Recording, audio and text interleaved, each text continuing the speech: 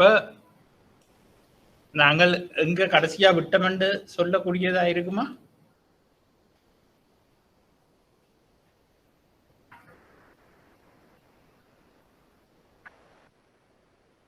Right. நாங்கள் இதுலதான் விட்ட நாங்கள் என்று நான் நினைக்கின்றேன். ஒரு நாட்டின் தேசிய பொருளாதார செயற்பாட்டை அளவிடுதல். அப்ப அதுக்கு முதல் நான் உங்களோட ஒரு கொஞ்சம் காய்ச்சி போட்டு விடுறேன் என்னென்று சொன்னால், ஒரு இடைவெளி ஒன்று வந்து விட்டது. ஒரு 6 கிழமை இடைவெளி வந்து விட்டது. அந்த 6 கிழமை இடைவெளி வந்து உண்மையிலேயே எனக்கு சில வீட்டில் இருந்து என்னால் பிரசன்ட் பண்ண கொஞ்சம் இடையூறாக இருந்தபடியா நான் ரெடியாக இருக்கவில்லை இந்த லாக்டவுனுக்கு. அப்ப எனக்கு அந்த பீரியட்ல எனக்கு உங்களுக்கு எடுக்க முடியாம போய்விட்டது. இந்த நாங்கள் 2 கிழமை 3 கிழமை எண்ணிட்டோம். அது கிட்டத்தட்ட 6 கிளாஸ் கட் பண்ணு பட்டுட்டு. ரைட். அப்ப நாங்கள் தேசிய வருமான செயற்பாட்டை அளவிடுதல் என்ற இடத்துல நாங்கள் விட்ட நாங்கள் அதுக்கு முதல் ஒரு சின்ன டிஸ்கஷன் மாதிரி நான் உங்கள்கிட்ட கேட்கிறேன். இந்த 6 கிழமை நீங்கள் யூஸ்ஃபுல்லா பிரயோசனப்படுத்தினீங்களா? உங்களோட பீரியட், அதாவது நான் படிப்பிச்சது திருப்பி பார்த்தீங்களா, இல்லாட்டா ஏதோ ஒரு வகையில வேற பாடங்களையாவது நீங்க படிச்சீங்களா? இப்ப நான் படிச்சதை நீங்கள் படிப்பிச்சதை திருப்பி பார்த்திருந்தீங்கள் என்றால், அதே சமயம் உங்களுக்கு பாஸ் பேப்பர்ஸும் அப்லோட் பண்ணப்பட்டிருந்தபடியா பாஸ் பேப்பர்ஸ் எதுவும் செய்து பார்த்தீங்களா? யாராவது? இல்லாவிட்டா அப்படியே நான் இப்ப அந்த 6 கிழமைக்கு முதல் விட்ட இடத்துல இருந்து தான் நான் துவங்க வேண்டும். ஆனா நீங்களும் அப்படித்தானே இருக்கின்றீர்கள். அதாவது திருப்பி பார்த்தீங்களான்றதுதான் எனக்கு தேவை.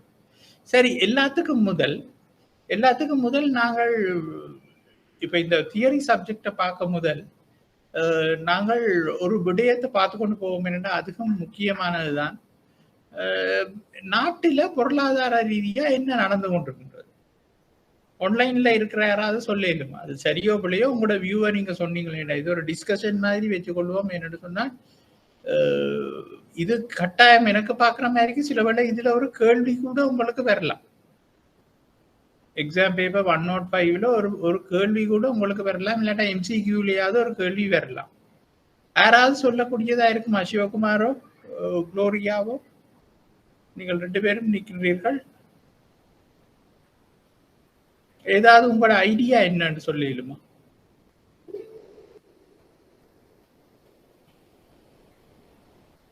இது நீங்கள் கதைக்கத்தான் வேணும். மெசேஜ் அனுப்பி பிரயோசனம் இல்லை, நீங்கள் கதைக்கும்.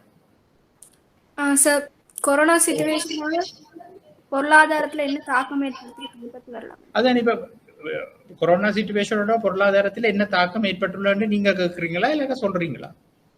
அத பத்தி பாசிட்டிவ் பேப்பர்ல வரலாம். இல்ல, அதுதான் நீங்க என்ன நினைக்கிறீங்க? இப்ப என்ன நடந்திருக்கு? கொரோனா பிரச்சனையால தான் இப்ப பொருளாதாரத்துல பிரச்சனை வந்திருக்கு. என்ன நடந்திருக்குன்னு நினைக்கிறீங்க? விலைவாசி அதிகரிப்பு. ஏன் விலைவாசி அதிகரிக்குது? பொருட்களுக்கு தட்டுப்பாடு ஏற்பட்டதால். இறக்குமதி தட்டுப்பாடா? ரைட்.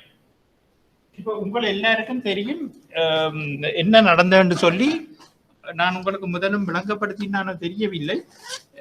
நான் அந்த மெட்ட கிளாஸும் எடுக்கிறபடியா எனக்கு யாருக்கு விளங்கப்படுத்தினா யாருக்கு விளங்கப்படுத்தலைன்னு எனக்கு தெரியவில்லை. என்னன்னு சொன்னா, இப்ப கொரோனா பிரச்சனை வந்ததோட எங்களோட வெளிநாட்டு வருமானங்கள் அடிபட்டுட்டு. வெளிநாட்டு வருமானங்கள் என்னென்று அடிபட்டு என்று சொன்னால் யாராவது சொல்லலுமா? வெளிநாட்டு வருமானத்துல என்னது அடிபட்டு? ஏற்றுமதி வருமானம் அந்த நேரத்துல குறைகிறது உண்மைதான். ஆனால் 2020ஆம் ஆண்டுலயும் 2021ஆம் ஆண்டுலயும் முக்கியமா இந்த கொரோனா காலத்துக்கு பிறகு எங்களோட ஏற்றுமதி வருமானம் அதிகரிச்சிருக்கு.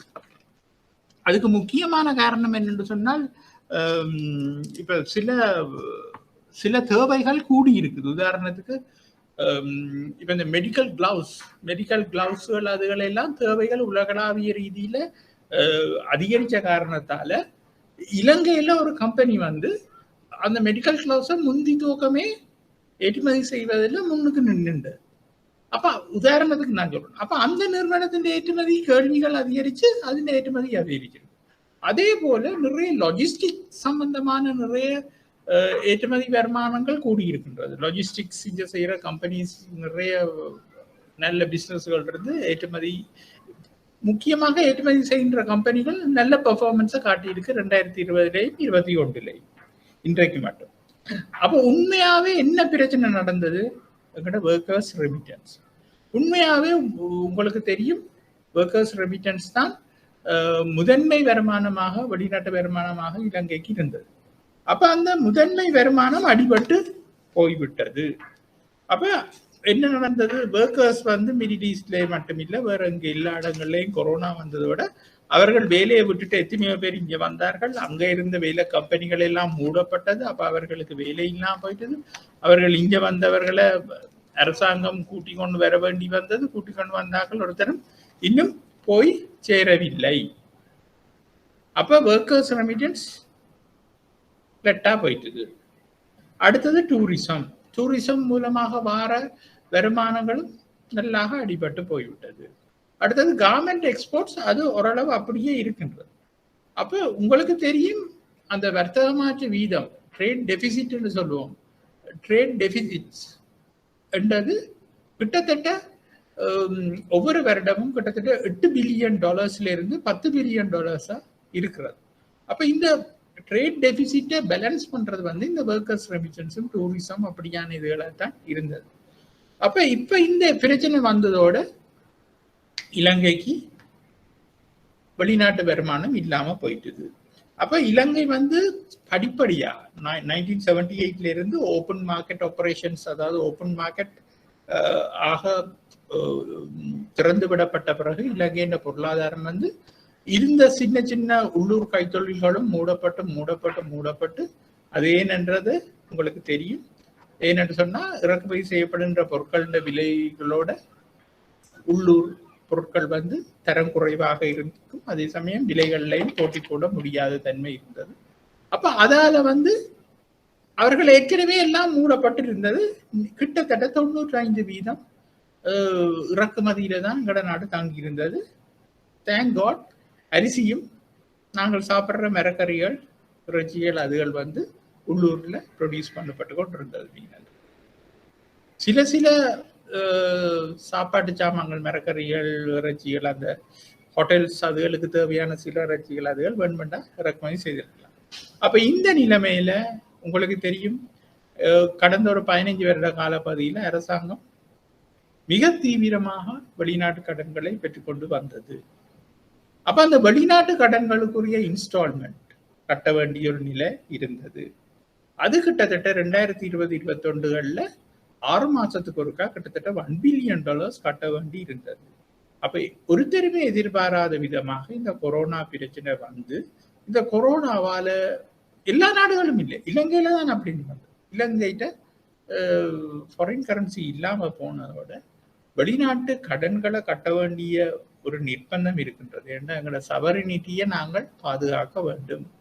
அப்ப அந்த சவரினிட்டியை நாங்கள் பாதுகாக்க முடியாத கட்டத்துல அது மேலும் புது புது பிரச்சனைகளை கொண்டரும்.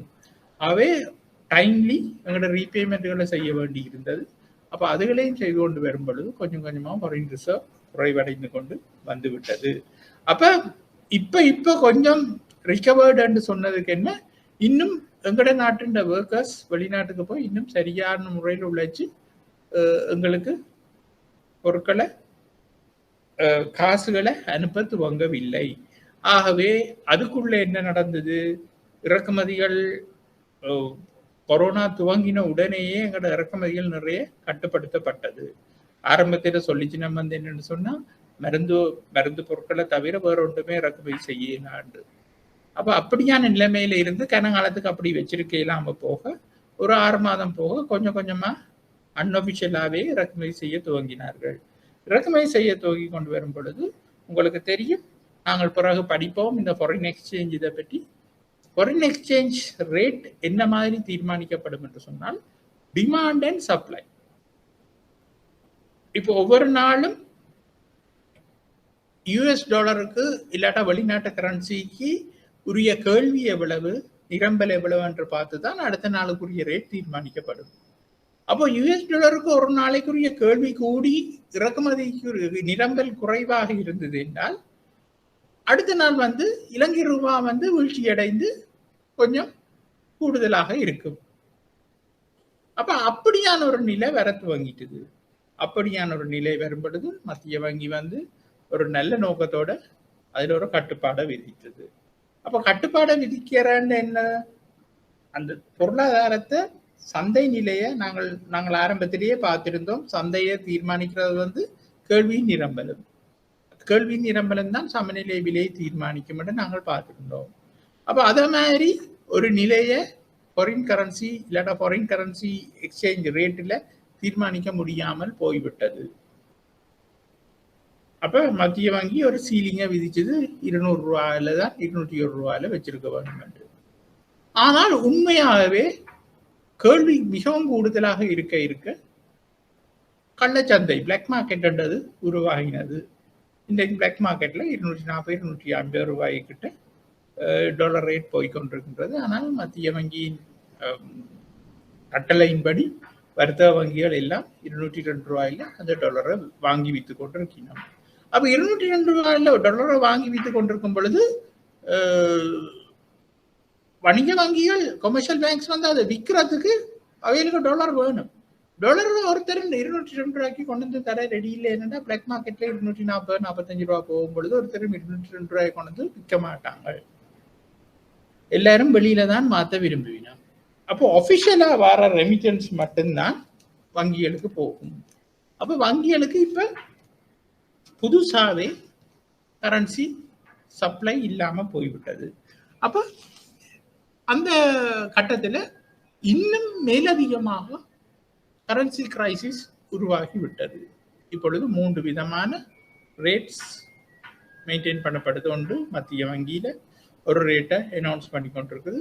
அதுல பார்க்க 1 ரூபா 2 ரூபா வித்தியாசத்துல கமர்ஷியல் பேங்க்ஸ் வித்து வேண்டி கொண்டிருக்கணும். மற்றது பிளாக் மார்க்கெட்ல இந்த மணி டீலர்ஸ் இருக்கணும், அவையில எல்லாரும் 230 240 ரூபாயில வேண்டி வித்து கொண்டு இருக்கணும்.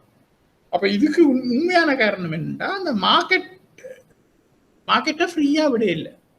டிமாண்ட் அண்ட் சப்ளை வந்து அந்த ரேட்டை டிசைட் பண்ண இல்லை என்றதுதான் உண்மையான காரணம். அப்ப இதுல முக்கியமா முதலாவது வந்த பிரச்சனை என்ன, மில்க் பவுடர். அப்ப மில்க் பவுடர் ப்ரொடியூசர்ஸ் என்ன சொல்லிச்சுன்னா, நாங்கள் டாலர் நிறைய காசுக்கு வேண்டி பேங்க்ல வேண்டித்தான் பேங்க்கு கொடுத்து எங்களோட எல்சி அதில் ஓப்பன் பண்ணி எடுக்கணும். அப்போ அது வந்து எங்களுக்கு கூட காஸ்ட் முடியுது. கூட காஸ்ட் முடியும் பொழுது எங்களுக்கு இப்போ இருக்கிற நிலைமையில விலையில மில்க் பவுடர் எங்களால் கொடுக்க இல்லாது. அதால நாங்கள் வந்து எங்களுக்கு விலையை கூட்டணும். அப்போ இப்படியான மில்க் பவுடர் மற்ற எசென்ஷியல் ஐட்டம்ஸுக்கு கவர்மெண்ட் வந்து அப்ரூவல் கொடுக்கணும் விலையை கூட்டுறதுக்கு. அப்போ கவர்மெண்ட் சொல்லிச்சு எங்களால் விலையை கூட்ட இல்லாது, இந்த விலைக்கு தான் நீங்கள் விற்கணும். அப்போ அவையில் என்ன செய்துச்சுன்னா சப்ளையை நிப்பாட்டி விட்டுச்சுன்னா மார்க்கெட்ல இப்போ மில்க் பவுடர் இல்லை. அப்போ அது ஒரு நல்ல விஷயத்துக்கு வழிவகுக்கும். என்னன்னு சொன்னா உள்ளூர் பாலுக்கு ஃப்ரெஷ் மில்க்குக்கு ஒரு சான்ஸ் ஒன்றை உருவாக்கி கொடுக்கறதாக நாங்கள் எடுத்துக்கொள்ளலாம். ஆனால் அதை கன்சிஸ்டன்சியா நாங்கள் மெயின்டைன் பண்ணணும். நாளைக்கு மில்க் பவுடரை வர விட்டாலும் இல்லாட்டா வந்த பிறகு மக்கள் கன்வெர்ட் பண்ணி அங்கால போயிருவினா. அதே சமயம் லோக்கல் ப்ரொடக்ஷன் வந்து கன்சியூமர் டிமாண்டை மீட் பண்ணக்கூடிய சப்ளையை கொடுக்கக்கூடியதாக இருக்கும். அப்போ ஒரு நாளும் இல்லாத மாதிரி மில்க் பவுடர் சப்ளை என்ன கியூல எல்லாம் நின்று ஜனங்கள் இந்த Highland milk powder locally produce milk powder வாங்குறதுக்கு நிற்கணும். அடுத்ததாக அரிசி. அப்ப அரிசிக்கு என்ன நடந்தது, அதான் இப்ப என்னன்னு சொன்னா அரசாங்கம் வந்து நிறைய பொருட்களுக்கு கண்ட்ரோல் பிரைஸை அனௌன்ஸ் பண்ணி கொண்டு போகுது. கண்ட்ரோல் பிரைஸ் எப்ப அனௌன்ஸ் பண்ணப்படுது, இப்ப நீங்க படிச்சிருப்பீங்க, ஃப்ரீயா மார்க்கெட்டை எலோ பண்ணாத சந்தர்ப்பத்துல தான் கண்ட்ரோல் பிரைஸ் வரும். அப்ப கவர்மெண்ட் வந்து கன்சியூமர்ஸ் பெனிஃபிட்டை அடிப்படையாக கொண்டு கண்ட்ரோல் பிரைஸ் விடும் பொழுது முந்தி என்ன நடக்கும் என்று சொன்னா சப்ளை இருக்கும், ஆனால் பிளாக் மார்க்கெட்டும் ஒன்று உருவாகிடும். ஏனென்றா அந்த டிமாண்டை மீட் பண்ணக்கூடிய அளவுக்கு சப்ளை இல்லாத பட்சத்தில் மிச்ச டிமாண்ட் ஆக்களுக்கு பிளாக் மார்க்கெட்ல பிரைஸ் டிசைட் பண்ணப்பட்டு விடுபடும். நான் நினைக்கிறேன் உங்களுக்கு நீங்க எனக்கு சொல்லும் சரியா பிள்ளையாண்டு நாங்கள் பிளாக் மார்க்கெட் பிரைஸ் எல்லாம் படிச்சனாங்களா இல்லாட்டா உங்களுக்கு நான் இந்த நோட்ஸ் தந்துட்டு படிப்பிக்காம விட்டனும் தெரியல. அப்ப பிளாக் மார்க்கெட் பிரைஸ் உருவாக சான்ஸ் இருக்கு. என்னன்னா எக்ஸஸ் டிமாண்டால மிகை கேள்வியா. ஆனால் இந்த முறை என்ன நடக்குது என்று சொன்னால், இதெல்லாம் நான் சொல்ற கண்ட்ரோல் பிரைஸ் எல்லாம் 1977க்கு முதல் இருந்த கண்ட்ரோல் பிரைஸ்ல என்ன நடந்தது நான் சொல்லுவேன். அப்ப அப்படியான சந்தர்ப்பங்கள் ரேஷனலா ரேஷன் அடிப்படையில டிஸ்ட்ரிபியூஷன் நடக்கும். ரேஷன் அடிப்படையில டிஸ்ட்ரிபியூஷன் நடந்து கொண்டிருந்தது அப்ப 77க்கு முதல். இப்ப அது முடியாம போயிட்டேன். அன்றைக்கு அரிசி வேண்டும் நான் போறேன். அந்த அரிசி கடைகள் எல்லாம் மூடி. அப்ப அரிசி கடைகள் எல்லாம் வேண்டாம் மூடி இருக்குன்னு கேட்டா அவையில் சொல்லினோம் என்னன்னு சொன்னா கண்ட்ரோல் பிரைஸ் இம்ப்ளிமெண்ட் பண்ணிட்டோம். அந்த கண்ட்ரோல் பிரைஸுக்கு எங்களால விற்க இயலாது. ஆனால் அப்படி நாங்கள் கூட வித்தா எங்களுக்கு 100,000 ரூபி ஃபைன் அடிக்கணும். அதிலும் பார்க்க நாங்கள் கடையை மூடிட்டு போறோம். அப்போ அது ஒரு இன்னும் பெரிய கிரைசிஸை உருவாக்கக்கூடிய ஒரு நிலைமையை கொண்டு வந்தது. அப்போ உடனே அரசாங்கம் அனௌன்ஸ் பண்ணிச்சு, நாங்கள் கண்ட்ரோல் ப்ரைஸை இனி எடுக்கிறோம், இனி கண்ட்ரோல் ப்ரைஸ் இல்லை. அப்போ மார்க்கெட்டை எப்பவும் நார்மலாக ஃபங்க்ஷன் பண்ண எல்லாம் பண்ண வேண்டி இருக்கும். அப்போ தான் சிம்பிளாக ஸ்மூத்தாக எக்கனமி ரன் பண்ணும். சரி, ஒரு வேர்ஸான சிச்சுவேஷன் வந்து கொண்டிருக்கின்றதுக்காக நாங்கள் அப்படியான ஒரு ஆர்டிஃபிஷியல் வேலையோடு செய்ய போனால் நிலைமை இன்னும் வேர்ஸாக போகும். அதிலும் பார்க்க நாங்கள் சப்ளையை கூட்டுற வழியை பார்க்கணும். சப்ளையை கூட்டத்தான் இந்த ப்ரைஸ் குறையும். இதுக்கிடையில் இன்னொரு விஷயம் நடந்தது என்னன்னு சொன்னால், கேஸுக்கும் அந்த மில்க் பவுடர் மாதிரியே தான் ஒரு பிரச்சனை வந்தது. என்னன்னு சொன்னால், டாலர் எடுக்க இல்லாமல் போகுது. இலங்கையில் 2 கேஸ் கம்பெனிஸ் இருக்குது. நான் உங்களுக்கு படிப்பிக்கையில், ஆனால் உங்களுக்கு பிரீஃபாக சொன்னேன்னா ஒலிகபொலி என்று சிலர் உரிமை போட்டி என்ற ஒரு இது. அப்படி ஒரு சிலர் உரிமை போட்டியில் 2 நிறுவனங்கள் தான் இலங்கையில் கம்பீட் பண்ணுது அந்த ப்ராடக்ட். அப்போ அதில் ஒரு கம்பெனிக்கு, ஒரு சின்ன கம்பெனி மார்க்கெட் ஷேரை சின்ன நான் கொண்டிருக்கிற லா பண்ண கம்பெனிக்கு சப்ளை பண்ணவே இல்லாமல் போயிட்டு இப்போ இருக்கிற விலையில். அப்போ அவர்கள் சரியாக ஸ்ட்ரகிள் பண்ண துவங்கிட்டோம். அப்போ அப்படியான நிலைமையில் அரசாங்கமும் சப்போர்ட் பண்ணாத பட்சத்தில் அந்த கம்பெனிகளோட ரைசிஸுக்கு நிவர்த்தி இல்லாமல் போகும். இப்போ வெளிநாடுகளில் இப்படி கவர்மெண்ட்டோட பெர்மிஷன் எடுக்கணும் இல்லை இப்படியான எசென்ஷியல் ஐட்டம்ஸுகளுக்கு கூட. ஆகவே அவர்கள் இப்படியான பிரச்சனை வரும்பொழுது தங்களோட ப்ரைஸை கூட்டிடுவார்கள் அந்த கம்பெனி. ஆனால் இலங்கையில் கன்சியூமர்ஸோட பெனிஃபிட்டுக்காக அரசாங்கம் அப்படியான ஒரு பெர்மிஷன் எடுத்து தான் ப்ரைஸை கூட்டணுமென்று ஒரு நிலைமையை வச்சிருக்கின்றது.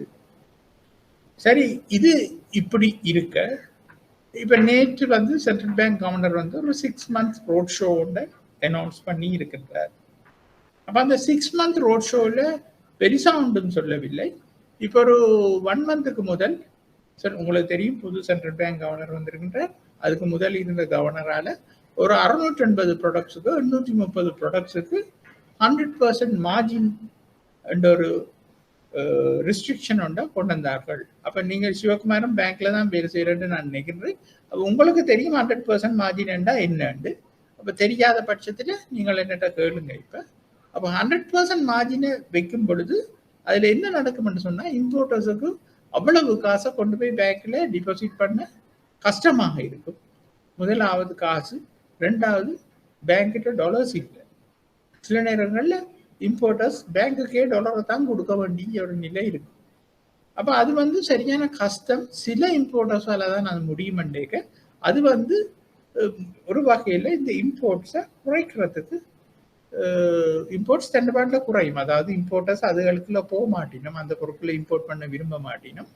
ஆகவே அப்படியான சந்தர்ப்பத்தில் இம்போர்ட் குறையும் என்பதுதான் உண்மையான விடயம்.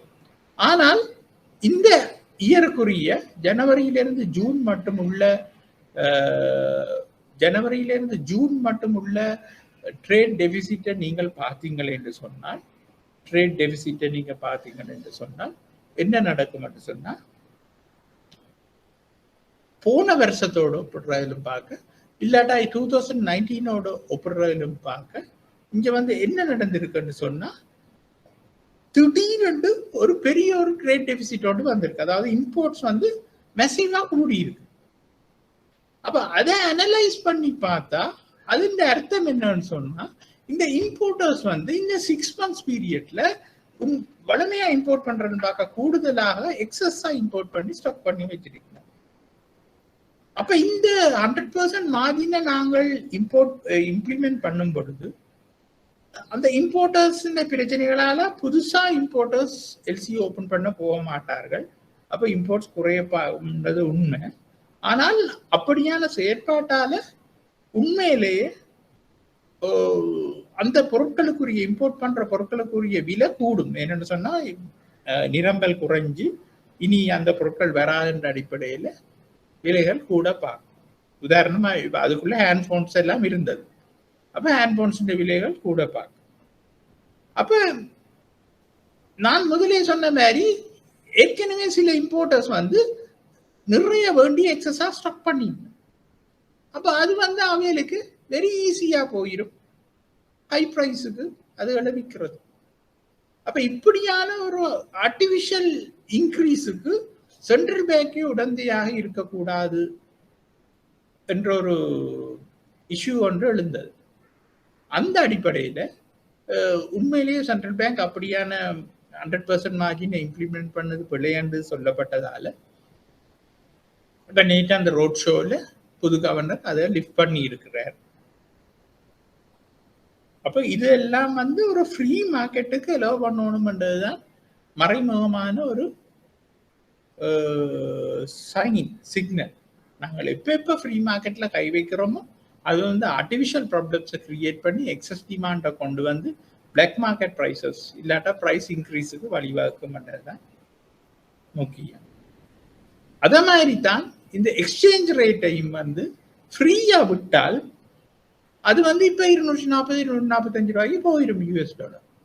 ஆனால் இவங்க 202 ரூபாயிலே வச்சிருக்க இந்த பிரச்சனை கூடிக்கொண்டு போவோம். என்னன்னு சொன்னா இந்த காசு இல்லைன்னு சொல்ல இம்போர்ட்டர்ஸுக்கு டாலரை கொடுக்க முடியாம இருக்கும், பேங்குகளுக்கும் இம்போர்ட்டுக்குரிய காசை கொடுக்க முடியாம இருக்கும். அதன் அடிப்படையில் ஏற்கனவே நிறைய குட்ஸ் இறங்கி ஹார்பர்ல இருக்க துவங்கிட்டது. அந்த எல்சிஎல் எல்லாம் கிளியர் பண்ணாம சில சில பில்லுகள் சைட் பில்லுகளாயும் இருக்கும்.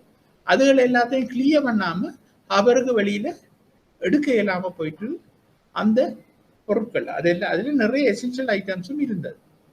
அப்ப நேற்று முந்த நாள் சென்ட்ரல் பேங்க் என்ன செய்யுதுன்னு சொன்னா அந்த இம்போர்ட்டர்ஸுக்கு $50 மில்லியன் அலோகேட் பண்ணி கொடுத்துருக்குது. ஸ்டேட் பேங்க்ஸுக்கு, பேங்க் ஆஃப் சிலோனுக்கும் பீப்புள்ஸ் பேங்க்குக்கும் சில இதுகள் என்எஸ்பிக்கும் கொடுத்துருக்குது.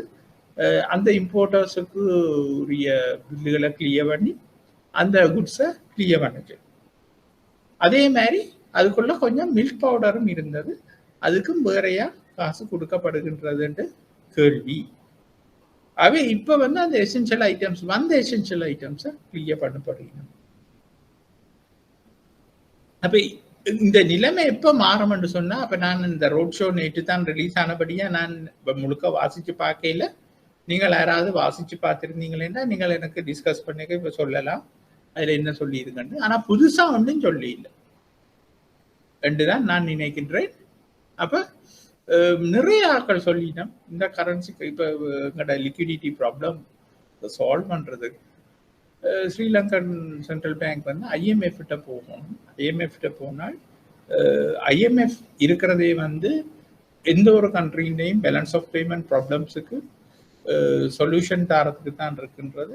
அது கிட்டத்தட்ட அப் டு 7-8 இயர்ஸ் மட்டும் லோன் கொடுக்கும், மெசிவாக கொடுக்கும். ஈவன் $5-6 பில்லியன் கூட கொடுக்கும். ஆனால் இன்ஸ்டால்மெண்ட் பேசிஸில் கொடுக்கும்.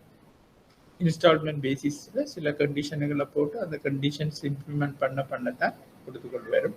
அதே சமயம் very very very low interest ரேட்டாக இருக்கும். அதே சமயம் ஐஎம்எஃப்ன்றது ஒரு வேர்ல்ட் வைட் எல்லா நாடுகளுக்கும் பேலன்ஸ் ஆஃப் பேமெண்ட் ப்ராப்ளம்ஸுகளுக்கு சொல்யூஷனுக்காக இருக்கிற இன்ஸ்டிடியூஷன் என்றபடியா அந்த ஐஎம்எஃப் கிட்ட எந்த ஒரு நாடும் போய் ரிக்வெஸ்ட் பண்ணுது என்று சொல்லும் பொழுது அது ஒரு நல்ல சைனாக ஏனைய நாடுகளால இல்லாட்ட ஏனைய லெண்டர்ஸால ஏனைய மணி லெண்டர்ஸால பார்க்கப்பட்டு அவர்களும் அப்படி இலங்கை கேட்கும் பொழுது அவர்களும் இலங்கைக்கு வெரி லோ இன்ட்ரெஸ்ட்டுக்கு லோன்ஸ் கொடுக்க ரெடியாக இருப்பார்கள்.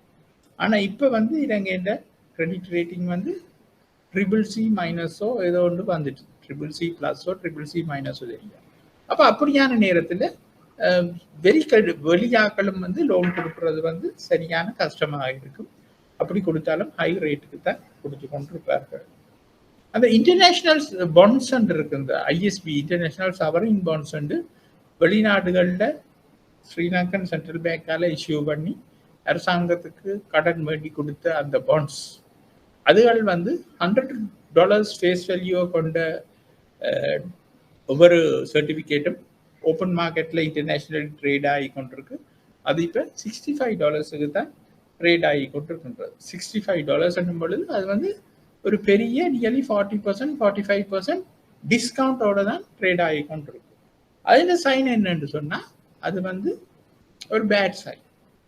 உண்மையாகவே நல்ல பாண்ட்ஸ் சொன்னால் $100 பாண்ட் 95க்கு $93க்கு தான் ட்ரேட் ஆகி கொண்டிருக்கு. அதே எப்படி குறைஞ்சு கொண்டு வருதுன்னா ஒருத்தரும் வேண்டதுக்கு இல்லை. அப்போ விற்க வலிக்கிறவன் இன்னும் நிறைய டிஸ்கவுண்ட் கொடுத்து தான் அது விற்க வேண்டி இருக்கு. அப்ப இதுதான் இந்த சிச்சுவேஷன். அப்ப நாங்கள் எதிர்பார்த்த பணவீக்கம் என்பது இன்னும் வர துவங்க இல்லை.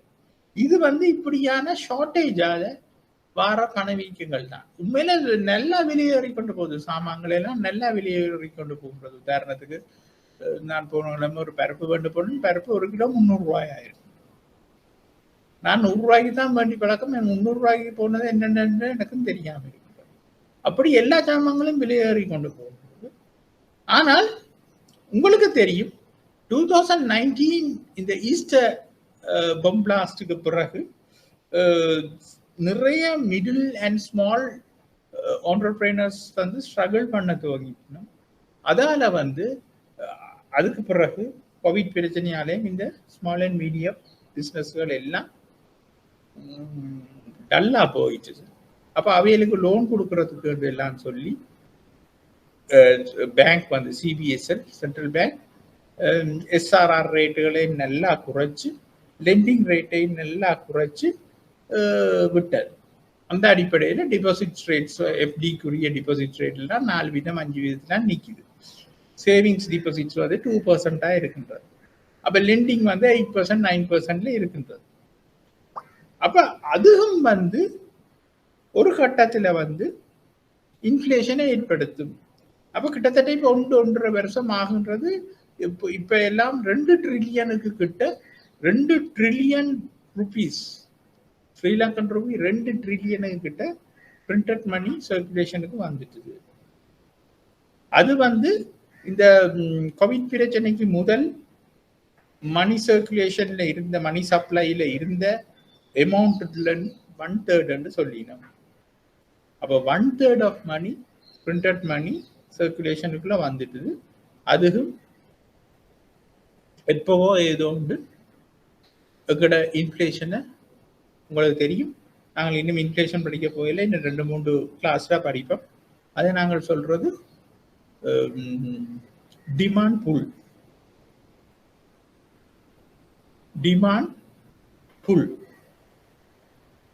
அப்ப டிமாண்ட் புல் இன்ஃப்ளேஷன் என்று நாங்கள் அதை சொல்லுவோம். அந்த இன்ஃப்ளேஷன் வேற போகின்றது.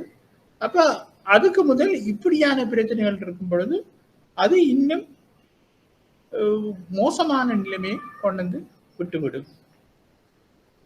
அப்ப இது வந்து இலங்கையின் பொருளாதார இன்றைய நிலை. இது நான் உங்களுக்கு முதல் சொல்லி இருந்தேனோ தெரியல. அவை உங்களுக்கு இப்ப நான் கதைச்ச விஷயத்துல உங்களுக்கு எதுவும் டவுட் இருந்தா நீங்க என்னட்ட கேட்டுக்கொள்ளுங்க. இது நான் பிரீஃபா சொல்லியிருக்கேன். இன்னும் எத்தனையோ விஷயங்கள் அதுக்குள்ள இருக்கின்றது. நான் அதை உங்களுக்கு டவுட்டா இருக்கும் பொழுது நான் அதை சொல்லிக்கொள்றேன். அதுக்குள்ள இப்ப நாங்கள் 2ஆவதா பார்த்த அந்த மணி சர்க்குலேஷன் கூடி வரப்போற இன்ஃப்ளேஷனை தடுக்கிறதுக்காக சென்ட்ரல் பேங்க் என்ன செய்திருக்கின்றது சொன்னால், ஆகஸ்ட் 20 நடந்த monetary board, central bank monetary board மீட்டிங்ல ஆகஸ்ட் 20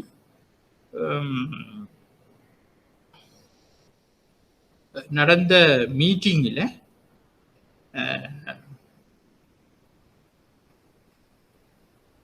எஸ்ஆர்ஆர் ரேட்டை நான் நினைக்கிறேன் எஸ்ஆர்ஆர் ரேட்டு உங்களுக்கு ஞாபகம் இருக்க என்ன விலை கூட்டிட்டோம்னு நான் நினைக்கிறேன் 4% கூட்டிட்டோம். 2% இருந்த எஸ்ஆர்ஆரை 6% கூட்டிட்டோம். அந்த 6%ன்றது நான் நினைக்கிறேன் செப்டம்பர் 20 இம்ப்ளிமெண்ட் பண்ற மாதிரி அந்த எஸ்ஆர்ஆர் ரேட் வந்து கூடிட்டுது. அதாவது 4% கூட்டினோம். முதல் 2% இருந்தது, இப்போ 6% வந்துட்டு. அது தவிர உங்களுக்கு தெரியும் பேசிஸ் பாயிண்ட்ஸ் 0.5% கூட்டி இருக்கணும். 0.5% கூட்டி இருக்கணும். அப்ப 2019 இருந்து நான் சொன்ன மாதிரி பீரியோடிக்கலி குறைச்சு கொண்டு வந்து பேசிஸ் பாயிண்ட்ஸை இன்ட்ரெஸ்ட் ரேட்டை குறைச்சு கொண்டு வந்து பாலிசி இன்ட்ரெஸ்ட் ரேட்டை குறைச்சு வந்து மணி சப்ளையை கூட்டி கொண்டிருந்தவையில் இப்பொழுது என்ன நடந்திருக்கின்றது? You turn எடுக்கின்றது. அது ஆகஸ்ட் 20 மீட்டிங்ல இருந்து பாலிசி இன்ட்ரெஸ்ட் ரேட் 0.5% கூடி இருக்கின்றது. இனி இந்த பாலிசி இன்ட்ரெஸ்ட் ரேட் வந்து கூடிக்கொண்டு போகின்றது. அதாவது இன்ட்ரெஸ்ட் ரேட் கூட என்ன செய்யும்? மணி சப்ளை குறையும். மணி சப்ளை குறைய இந்த இன்ஃப்ளேஷனை கண்ட்ரோல் பண்ற மாதிரியான ஒரு மெஷரை எடுக்கக்கூடியதாக இருக்கும். அப்ப அடுத்ததாக என்னன்னு சொன்னால்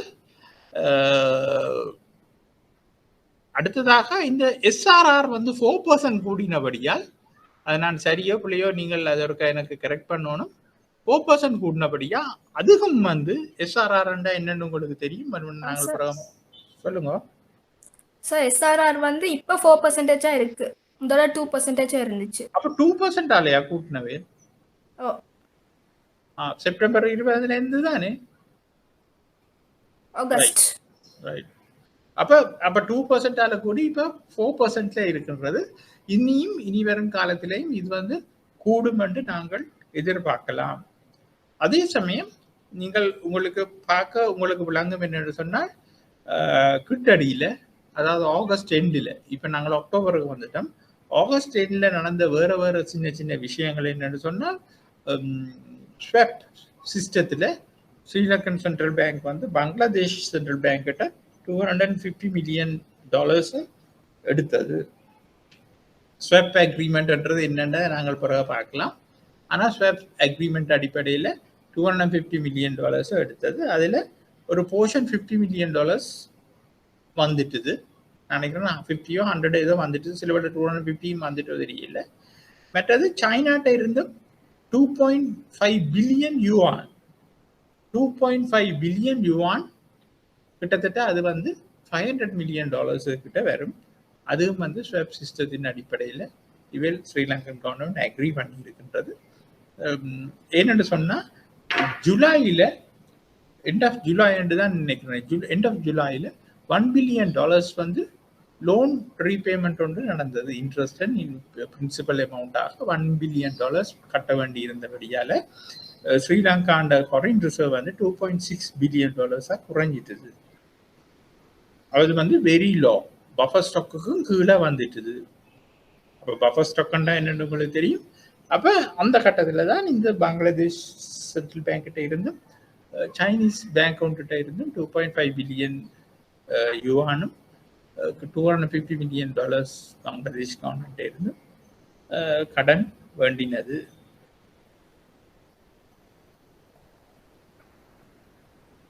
அதுக்குள்ள இன்னொரு விஷயம் ஒன்று உங்களுக்கு நான் சொல்ல விரும்புகிறேன். என்னன்னு சொன்னா, உங்களுக்கு இதுல நீங்கள் இவ்வளவு தூரம் பாயிண்ட்ஸ் எடுக்கிறீங்களோ என்னமோ தெரியும், ஆனா இது வந்து அப்லோட் பண்ண பிறகு நீங்கள் நீங்கள் திருப்பி கேட்டு பார்க்கலாம். இந்த கிரெடிட் கார்டு இஷ்யூ பண்ற கம்பெனிஸ், பேங்குகள் என்ன செய்திச்சினம் என்று சொன்னால், இந்த ஃபாரின் கரன்சி பேமெண்ட் நடக்கின்ற இந்த கிரெடிட் கார்டுகளால ஃபாரின் கரன்சி பேமெண்ட் நடக்கும். அப்படி நடக்கின்ற ஃபாரின் கரன்சி பேமெண்ட்டுக்கு வழமையா 2.5% தான் ஹேண்ட்லிங் ஃபீஸ் இருந்தது. அந்த 2.5% ஹேண்ட்லிங் ஃபீயை 7 to 8% அந்த பேங்குகள் கூட்டினதுகள். ஏன்னு சொன்னா இப்போ ஒஃபிஷியலா நாங்கள் பே பண்றதுக்கு எங்கள்கிட்ட கஸ்டமர்ஸ்கிட்ட ஃபாரின் கரன்சி இல்லை. கஸ்டமர்ஸ் கமர்ஷியல் பேங்க்ல போய் ஃபாரின் கரன்சியை கேட்டாலும் அந்த ஃபாரின் கரன்சியை வந்து கஸ்டமர்ஸ் பேங்க் கொடுக்கறதுக்கு இல்லை. ஆகவே கஸ்டமர்ஸ் என்ன செய்யணும்னு சொன்னால் கிரெடிட் கார்டுக்குள்ளால பேமெண்ட் செய்யணும். கிரெடிட் கார்டுக்குள்ளால பேமெண்ட் செய்யும் பொழுது அதை அன்ஆத்தரைஸ் பண்ணா செய்ய இயலாது. லேஸ் ஆத்தரைஸ் பண்ணியே ஆகணும். அப்படி ஆத்தரைஸ் பண்ணும் பொழுது லேசாக கஸ்டமர்ஸ் ஃபாரின் பேமெண்ட்டுகளை செய்து கொள்ளணும். எனக்கு தெரியும் இம்போர்ட்டர்ஸும் அப்படி பேமெண்ட்டுகளை செய்துச்சின்னமும் தெரியாது.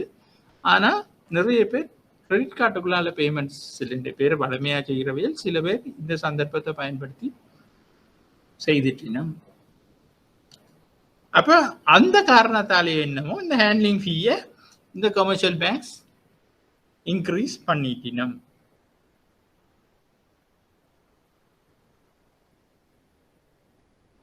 அப்ப இதுதான் உண்மையாக நடந்த விஷயங்கள்.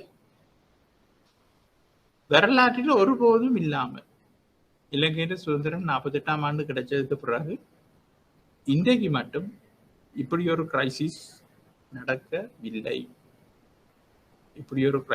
நடக்கவில்லை. அவ்வளவு சிக்கல் ஏற்பட்டு இருக்கின்றது. அதுக்கு நாங்கள் சரி இவ்வளவுத்தையும் நான் விளங்கப்படுத்தின பிறகு இது உண்மையிலே இதுக்கு காரணம் என்னன்னு நினைக்கிறீங்க? ஆன்லைன்ல நிக்கிற யாராவது சொல்லலாம். உண்மையாவே இதுக்கு காரணம் என்னன்னு நினைக்கிறீங்க? இந்த கிரைசிஸ் நான் சொன்ன பாயிண்ட்ஸ்ல இருந்து சிவகுமார் அமைதியா இருக்கிற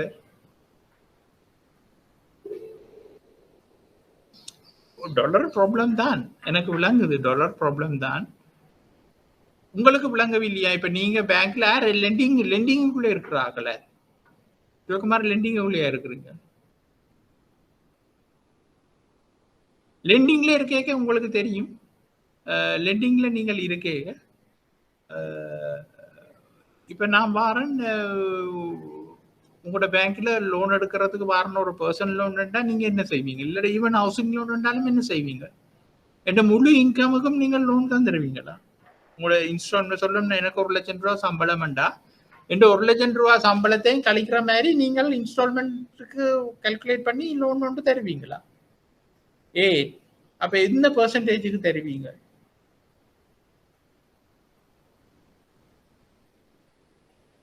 எந்த டேக்கும் 40% இருக்கணும்ன்றது உண்மை. எந்த டேக்கும் 40% இருக்கும். 60%க்கு தான் நீங்க லோனை கொடுப்பீங்க. அப்ப அந்த தன்மை ஒரு இண்டிவிஜுவலுக்கே இருக்குன்னு சொன்னா ஒரு நாடு வந்து அந்த பாலிசியை ஃபாலோ பண்ணும். ஒரு லோன் எடுக்க போகும் பொழுது 60%, 70%, 80% லோன் எடுக்க வலிக்கிடும் பொழுது அந்த லோனை கட்ட முடியாமல் போகும் பொழுது அது வந்து 100% தாண்டும். அப்ப 2020 முடிவில் இல்லாட்டா 2021 மார்ச் அப்படி இலங்கையின் ஜிடிபியில 100%க்கு இலங்கைக்கு லோன் இருந்தது.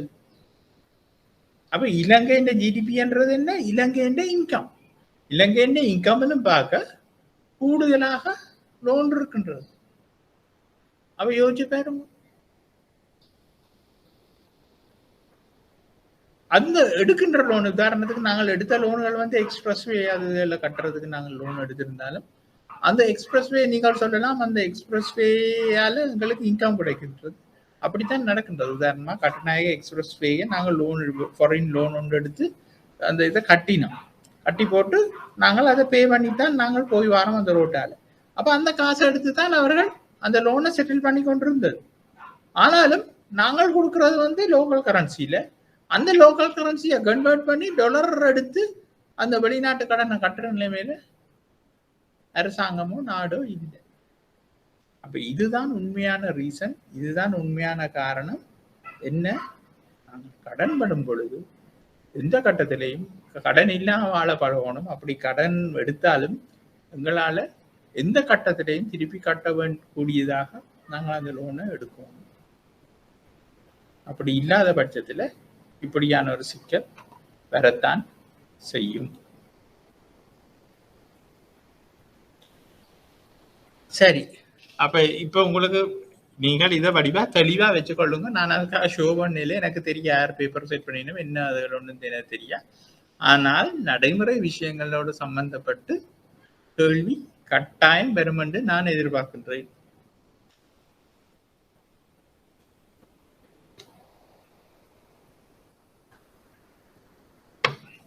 ரைட். அப்ப இப்ப நாங்கள் போவோம் நாங்கள் விட்ட இடத்துக்கு. ரைட். அப்ப இதடியில நாங்கள் விட்டோம்னு உங்களுக்கு ஞாபகம் இருக்கின்றதா? அப்போ ஒரு நாட்டின் தேசிய பொருளாதார செயற்பாட்டை அளவிடுதல் நாங்கள் எதுக்கு முதல்ல இருந்து போகும் பொழுது நாங்கள் அதை பார்க்கும் பொழுது தேசிய உற்பத்தி, வருமானம் மற்றும் செலவீனம் ரெண்டு பக்கத்துல நாங்கள் செய்யக்கூடியதாக இருக்கும். ஆனா இலங்கையை பொறுத்த மட்டும் நாங்கள் வருமான வழியில அதை நாங்கள் செய்கிற உற்பத்தி அடிப்படையிலையும் செலவீனங்கள் அடிப்படையிலையும் தான் நாங்கள் தேசிய வருமானத்தை கணிப்பிட்டு கொண்டிருக்கிறோம். உங்களுக்கு தெரியும், உற்பத்தி, வருமானம், செலவினம் எந்த வகையில நாங்கள் தேசிய உற்பத்தியை கால்குலேட் பண்ணாலும் தேசிய வருமானம் வந்து தேசிய உற்பத்திக்கும் தேசிய செலவினத்துக்கும் சமனாக இருக்கும். இந்த இடத்துல நீங்கள் ஞாபகப்படுத்திக் கொள்ள வேண்டிய விடயம் வந்து எங்களுடைய வருமான சுற்றோட்டம். நாங்கள் 2 இடத்துல பார்த்தோம். அந்த வருமான சுற்றோட்டம் கிளாஸ் துவங்கும் பொழுதும் பார்த்தோம், பிறகு இந்த சாப்டர் துவங்கும் முதலில் நாங்கள் பார்த்தோம். அந்த வீட்டுத்துறையினர், உற்பத்தி துறையினர் எல்லாம் போட்டு பார்த்தோம். ஆகவே செலவு வழியில பார்த்தாலும் அது வந்து வருமானத்துக்கு சமனாகத்தான் இருக்கும், உற்பத்தி வழியில பார்த்தாலும் அது வந்து வருமானத்துக்கு சமனாகத்தான் இருக்கும். அப்ப எங்களுக்கு கணிப்பீட்டுல உள்ள சிக்கல்கள் காரணமாக நாங்கள் வருமான வழியில நாங்கள் அதை செய்யறதில்ல, உற்பத்தி வழியிலையும் செலவு வழியிலையும் நாங்கள் அதை செய்து கொள்றோம் இலங்கையில. அப்ப இங்க பாருங்க, 13 உற்பத்தி துறைகளை நாங்கள் கவர் பண்ணிக்கொண்டு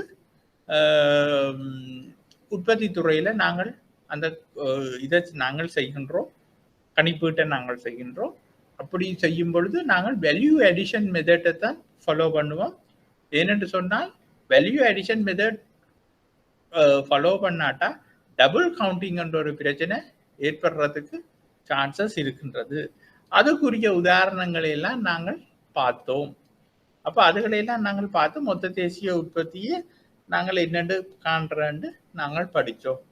அப்ப மொத்த தேசிய உற்பத்தியிலிருந்து தேறிய தேசிய உற்பத்தியை நாங்கள் என்னென்று செய்யறோம்னு சொன்னால் அந்த உற்பத்தி காரணிகளுக்கு பெருமான தேய்வு இருக்கின்றது.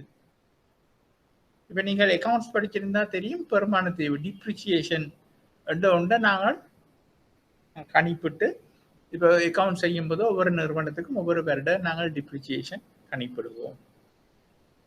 ஆனால் இந்த நாட்டில் வந்து உற்பத்தி நடைபெறும் பொழுது அங்கேயும் டிப்ரிசியேஷன் இருக்குது. எவ்வளவோ பெரிய பெரிய மெஷினரிஸ்கள் இருக்கின்றது, எவ்வளவோ விஷயங்கள் இருக்கின்றது, எல்லாத்திலையும் டிப்ரிசியேஷன் ஏற்படும்.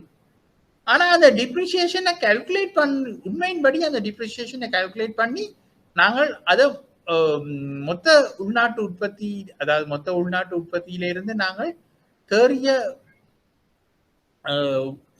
மொத்த உள்நாட்டு உற்பத்தியிலிருந்து உங்களுக்கு தெரியும் காரணி வருமானங்கள், காரணி கொடுப்பனவுகள், அது உங்களுக்கு தெரியும்.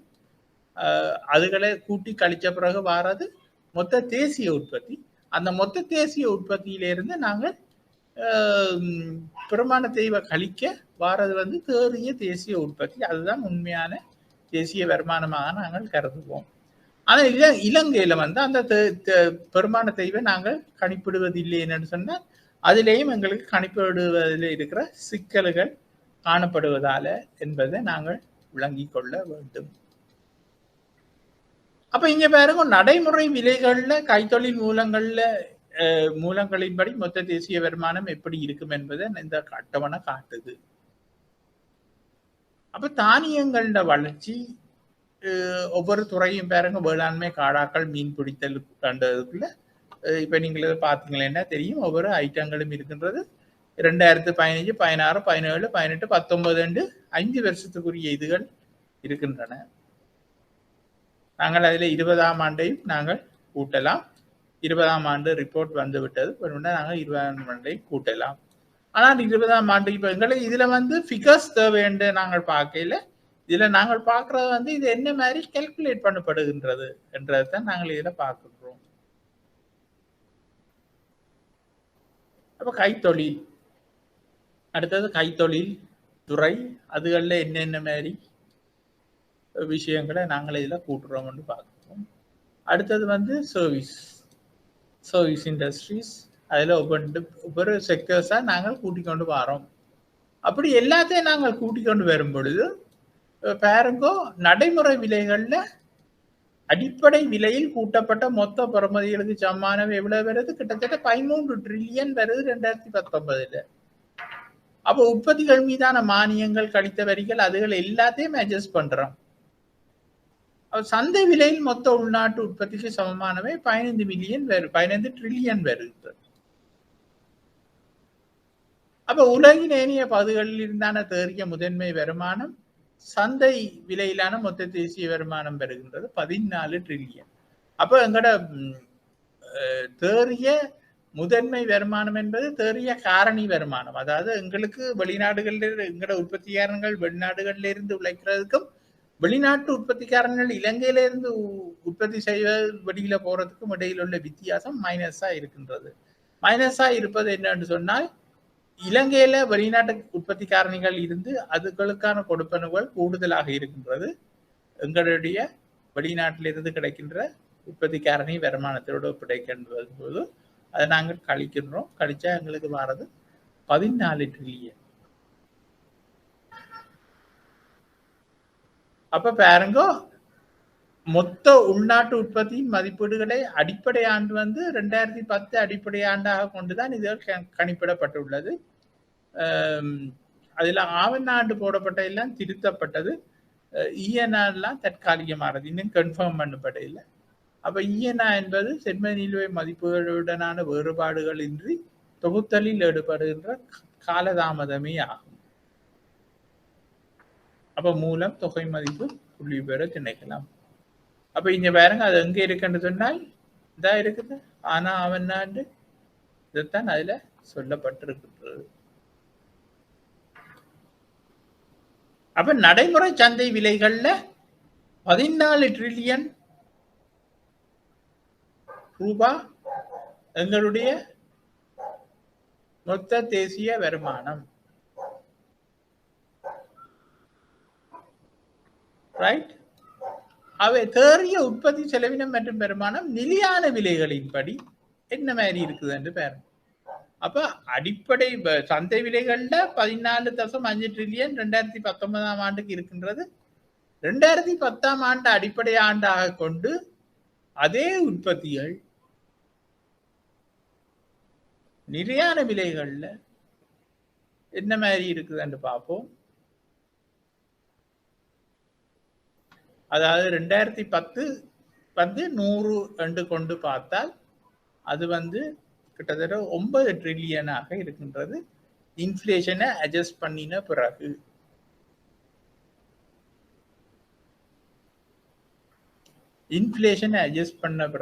அது வந்து 9. அப்ப கிட்டத்தட்ட 5 ட்ரில்லியன் வந்து இன்ஃப்ளேஷனுக்காக போகின்றது. இங்க 9.6, அங்க 14.5 ட்ரில்லியன். அப்ப இதுலதான் நாங்கள் அதை அன்றைக்கு விட்ட நாங்கள். அப்ப தேறிய உற்பத்தி பெறுமதியை கணிப்பிடுகின்ற முறை என்று நாங்கள் பார்த்தோமே என்று சொன்னால், உற்பத்தி பெறுமதியை கணிப்பிடும் பொருட்டு பயன்படுத்தப்படும் விலையில் உற்பத்தியை கணிப்பிடுதல் 3 விதத்தினை கொண்டுள்ளது. அவை நடைமுறை காரணி விலை, நிலையான காரணி விலை மற்றும் நடைமுறை சந்தை விலை. அவ பாருங்க, 3 விதத்துல நாங்கள் ஒரு விஷயத்தை கால்குலேட் பண்ணலாம். தேசிய வருமானத்தை நடைமுறை காரணி விலை, நிலையான காரணி விலை, நடைமுறை சந்தை விலை. காரணி விலை என்பது ஒரு பண்டத்தின் பணியின் உற்பத்தியாளரது விலையாகும். அதாவது ஃபார்ம் கேட் பிரைஸ் என்று நாங்கள் சொல்லுவோம். மார்க்கெட்டுக்கு வர முதல் உள்ள பிரைஸ். அதைத்தான் நடைமுறை காரணி விலை, கான்ஸ்டன்ட் நிலையான ஃபேக்டர் காஸ்ட் பிரைஸ் என்று நாங்கள் சொல்லுகின்றோம். உற்பத்தியாளர் தனது தொழில் நிலையத்திலிருந்து சந்தைப்படுத்துகின்ற விலை அல்லது உற்பத்தி காரணிகளின் பொருட்டு உற்பத்தி அளவொன்றுக்கான சராசரி செலவு. அதாவது உற்பத்தியாளர் தமது தொழில் நிலையத்திலிருந்து சந்தைப்படுத்துகின்ற விலை அல்லது உற்பத்தி காரணிகளின் பொருட்டு உற்பத்தி அளவொன்றுக்கான சராசரி செலவைத்தான் அது குறிக்கின்றது. ஆனா சந்தை விலை என்பது நுகர்வோர் செலுத்துகின்ற விலை. அப்போ ஒரு பண்டம் அல்லது பணியின் காரணி விலைக்கும் சந்தை விலைக்கும் இடையில் உள்ள மாற்றம் அரசாங்கத்தினால் நடைமுறைப்படுத்தப்படுகின்ற மறைமுக வரி, இன்டிரெக்ட் டேக்ஸ். உங்களுக்கு தெரியும், பொருட்களுக்கு நான் உங்களுக்கு பிரீஃபா சொல்லி இருக்கின்றேன் இன்டிரெக்ட் டேக்ஸ் என்னன்னு. நாங்கள் அதை படிப்போம். அப்ப அந்த இன்டிரெக்ட் டேக்ஸ் வந்து பொருட்கள் மீது விதிக்கப்படும் பொழுது அந்த பொருட்களோட விலை அதிகரிக்கும். அதே மாதிரி மானியங்கள் என்றது அரசாங்கம் வந்து கொடுக்கின்ற சப்சிடிஸ். அந்த சப்சிடிஸ் வந்து பொருட்களோட விலையை குறைக்கும். அப்ப இங்க பாருங்க, மறைமுக வரி என்பது குறிப்பிட்ட ஒரு பண்டத்தின் அல்லது பணியை சந்தைப்படுத்துகின்ற போது காரணி உற்பத்தி விலையின் மீது அறவிடப்படுகின்றது எனினும் நுகர்வோரால் செலுத்தப்படுகின்ற வரி. அதை காரணி விலையில நாங்கள் அட் பண்ணி அதை நாங்க பிரைஸ், மார்க்கெட் பிரைஸ் போட்டதுக்கு என்ன, அதை நுகர்வோர் செலுத்தணும். அது ஆதலால் நேரடியல்லாத வரியின் அளவுக்கு சந்தை விலை காரணி விலையை விட உயர் பெருமானத்தை கொண்டிருக்கும். மானியம் என்பது நுகர்வோருக்கு குறைந்த விலையில் ஒரு பண்டத்தை அல்லது பணியை கொள்வனவு செய்யக்கூடியவாறு சந்தைப்படுத்துகின்ற ஒவ்வொரு அலகுக்கும் அரசாங்கம் உற்பத்தியாளருக்கு வழங்குகின்ற பணத்தொகையாகும். ஆதலால் மானியத்தின் அளவுக்கு சந்தை விலை காரணி விலையை விட குறைவாக அமையும். அப்ப உங்களுக்கு விளங்குது, நாங்கள் மார்க்கெட் பிரைஸ் என்று சொல்வதிலிருந்து மானியம், ஒரு பொருளுக்கு மானியம் வழங்கி இருந்தா காஸ்ட் பிரைஸிலும் பார்க்க மார்க்கெட் பிரைஸ் குறைவாக இருக்கும். இன்டிரெக்ட் டாக்ஸை இம்ப்ளிமெண்ட் பண்ணி இருந்தா காஸ்ட் பிரைஸிலும் பார்க்க மார்க்கெட் பிரைஸ் வந்து கூடுதலாக இருக்கும். அப்ப பொருளாதாரத்தில் சில பண்டங்கள் மற்றும் பணிகளில் உள்ள மறைமுகமாக வரி தாக்கத்தை செலுத்தும் என்பதோடு சிலவற்றுக்கு மானியங்களும் உள்ளன. ஆதலால் சந்தை விலையின் மீதான மொத்த உள்நாட்டு உற்பத்தியின் பெறுமதியை கணிப்பிடும் பொருட்டு காரணி விலையின் மீதான மொத்த உள்நாட்டு உற்பத்தி பொதுமக்கள் அரசாங்கத்துக்கு செலுத்துகின்ற மறைமுகமான வரித்தொகையை கூட்டி அரசாங்கம் உற்பத்தியாளருக்கு வழங்கியுள்ள மானியத்தை கழித்தல் வேண்டும். அப்ப இந்த ப்ரோசஸ் தான் நடக்கின்றது ஃபேக்டர் பிரைஸுக்கும் மார்க்கெட் பிரைஸுக்கும் இடையில. இலங்கையில் மொத்த உள்நாட்டு உற்பத்திக்குரிய அந்தந்த உற்பத்தி துறைகளின் பொருட்டு இவ்வாறு கணிப்பிடுதல் மேற்கொள்ளப்படுவதில்லை என்பதோடு ஒட்டுமொத்தமாக மொத்த உள்நாட்டு உற்பத்திக்கு மாத்திரமே மேற்கொள்ளப்படுகின்றது. அப்ப இதை நீங்கள் பிராக்டிக்கல் விஷயமா நீங்கள் பார்த்து கொள்ளலாம். என்னன்னு சொன்னா, இலங்கையில வந்து ஒவ்வொரு ப்ராடக்ட்டுக்கும் மானியம் இருக்குதா, இன்டிரெக்ட் டேக்ஸ் இருக்குதான்னு போட்டு வயல் கூட்டுறே இல்லை. மொத்தமாக மொத்த உள்நாட்டு உற்பத்தியை கணிப்பிட்டு அதை மொத்தமாக கூட்டி கழிக்கணும். அது எப்படி பார்த்தாலும் விளைவு வந்து ரிசல்ட்ஸ் வந்து ஒன்றாகத்தான் இருக்கும். அப்ப நிலையான காரணி விலை என்பது ஒரு கடந்த காலத்தில் தெரிவு செய்யப்பட்டது ஒரு ஆண்டி, அதாவது பேஸ் இயர் என்று நாங்கள் சொல்லுவோம். அப்ப இங்க நான் மேலே சொல்லப்பட்ட கால்குலேஷன்ல வந்து அது வந்து 2010 வந்து பேஸ் இயராக இருக்கின்றது. 2010 வந்து பேஸ் இயராக இருக்கின்றது.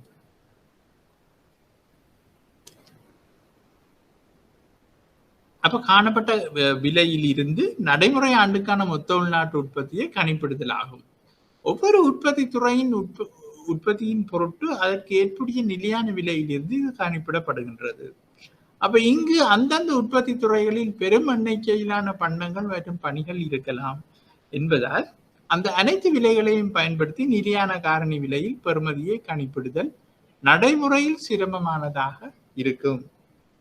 அப்ப நடைமுறையில எல்லா இதையும் வச்சுக்கொண்டு நிலையான காரணி விலையை கணிப்பிடுதல் வந்து கஷ்டமானதாக இருக்கும். ஆதலால் அந்தந்த துறைகளுக்காக தயாரிக்கப்பட்ட விலை சுட்டெண்ணை பயன்படுத்தி நிலையான காரணி பெறுமதி கணிக்கப்படுகின்றது. அப்ப இந்த விலை சுட்டெண்ணானது உற்பத்தி துறையின் பண்டங்கள் பணிகளின் உற்பத்தியாளரின் விலைகளை பிரதிநிதித்துவப்படுத்துகின்றவாறு தயாரிக்கப்பட்டு அடிப்படை ஆண்டில் சுட்டன் 100ஆக கொள்ளப்படுகின்றது.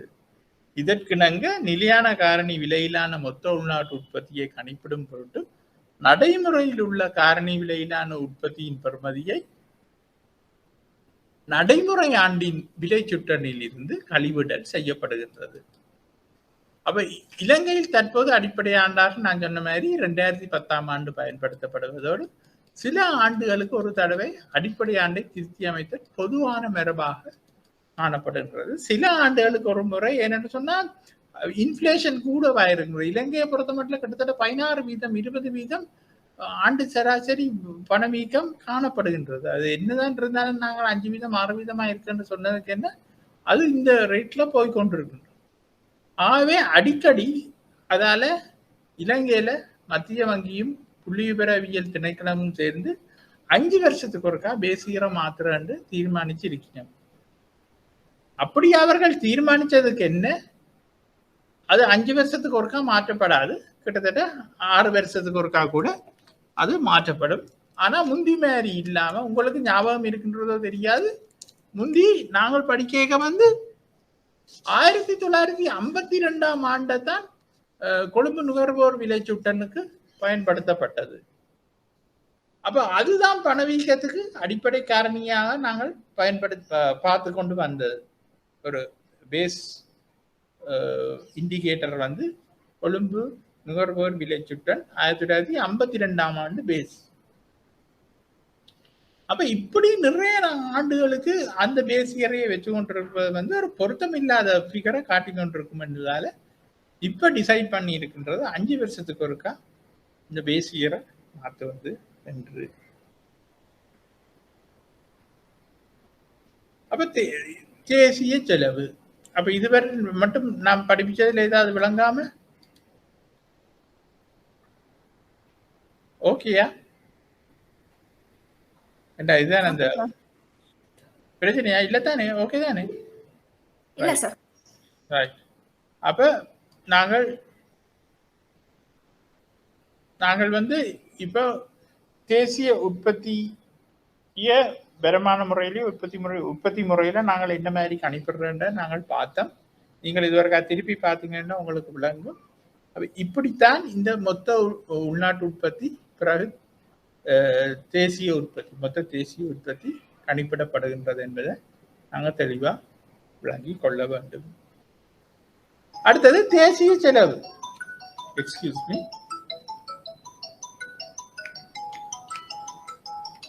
ஹலோ, நம்ம கிளாஸ்ல இருக்குன்னு சொன்னாங்க, கொஞ்ச நேரத்தில் எடுக்கட்டா? ஒரு கிளாஸ்ல இருக்கிறோம். ஓகே,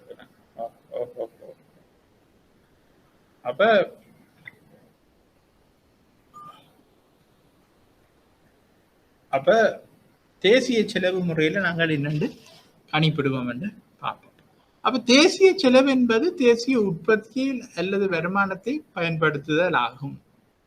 அப்ப இப்பயன்பாடானது நுகர்வு மற்றும் முதலீடு எனவும் அதே போன்று நுகர்வு மற்றும் சேமிப்பு எனவும் வகைப்படுத்தப்படுகின்றது. அப்ப நீங்கள் பார்த்தா உங்களுக்கு தெரியும், நாங்கள் தேசிய செலவு என்பது உங்களுக்கு தெரியும் கன்சம்ஷன் பிளஸ் இன்வெஸ்ட்மெண்ட் நாங்கள் படிச்சிருக்கின்றோம். அதே சமயம் கன்சம்ஷன் பிளஸ் சேவிங்ஸ் நாங்கள் படிச்சிருக்கிறோம். என்னன்னு சொன்னால் நாங்கள் எப்பவும் பார்த்தோம்னா அந்த வருமான சுற்றோட்டத்தில் இன்வெஸ்ட்மெண்ட் சேவிங்குக்கு சமன் என்று நாங்கள் எப்பவும் படிச்சிருக்கின்றோம். நாங்கள் செய்கின்ற நுகர்வோர் செய்கின்ற சேவிங் தான் முதலீடாக மாறுகின்றது என்று நாங்கள் பார்த்திருந்தோம். அப்ப எப்பொழுதுமே சேவிங் இன்வெஸ்ட்மெண்ட்டுக்கு சமனாக இருக்கும் என்று நாங்கள் விளங்கி கொள்ளுவோம். அப்ப தேசிய செலவை மதிப்பிடலானது சந்தை விலை அமைய நடைமுறை சந்தை விலை மற்றும் நிலையான சந்தை விலை ஆகிய இரு வீதத்திலும் மேற்கொள்ளப்படுகின்றது என்பதை நாங்கள் விளங்கி கொள்ளணும். உற்பத்தி என்ன மாதிரி நாங்கள் நடைமுறை சந்தை விலையில பார்த்தோம், நிலையான சந்தை விலையில பார்த்தோமோ அதே மாதிரி இங்க தேசிய செலவு என்பதும் நடைமுறை சந்தை விலையிலையும் நிலையான சந்தை விலையிலையும் நாங்கள் பார்த்துக் கொள்கின்றோம். தேசிய செலவானது மொத்த உள்நாட்டு செலவு மற்றும் மொத்த தேசிய செலவு என்றவாறு கணிப்பிடப்படுகின்றது. அங்க நாங்கள் மொத்த உள்நாட்டு உற்பத்தி மொத்த தேசிய உற்பத்தி என்று பார்த்த மாதிரியே தான் இந்த மொத்த உள்நாட்டு செலவு மற்றும் மொத்த தேசிய செலவு என்று கணிப்பிடப்படுகின்றது. நுகர்வு என்பது மூலதனம் அல்லாத பண்டங்கள் மற்றும் பணிகளுக்காக மேற்கொள்ளப்படுகின்ற செலவாகும்.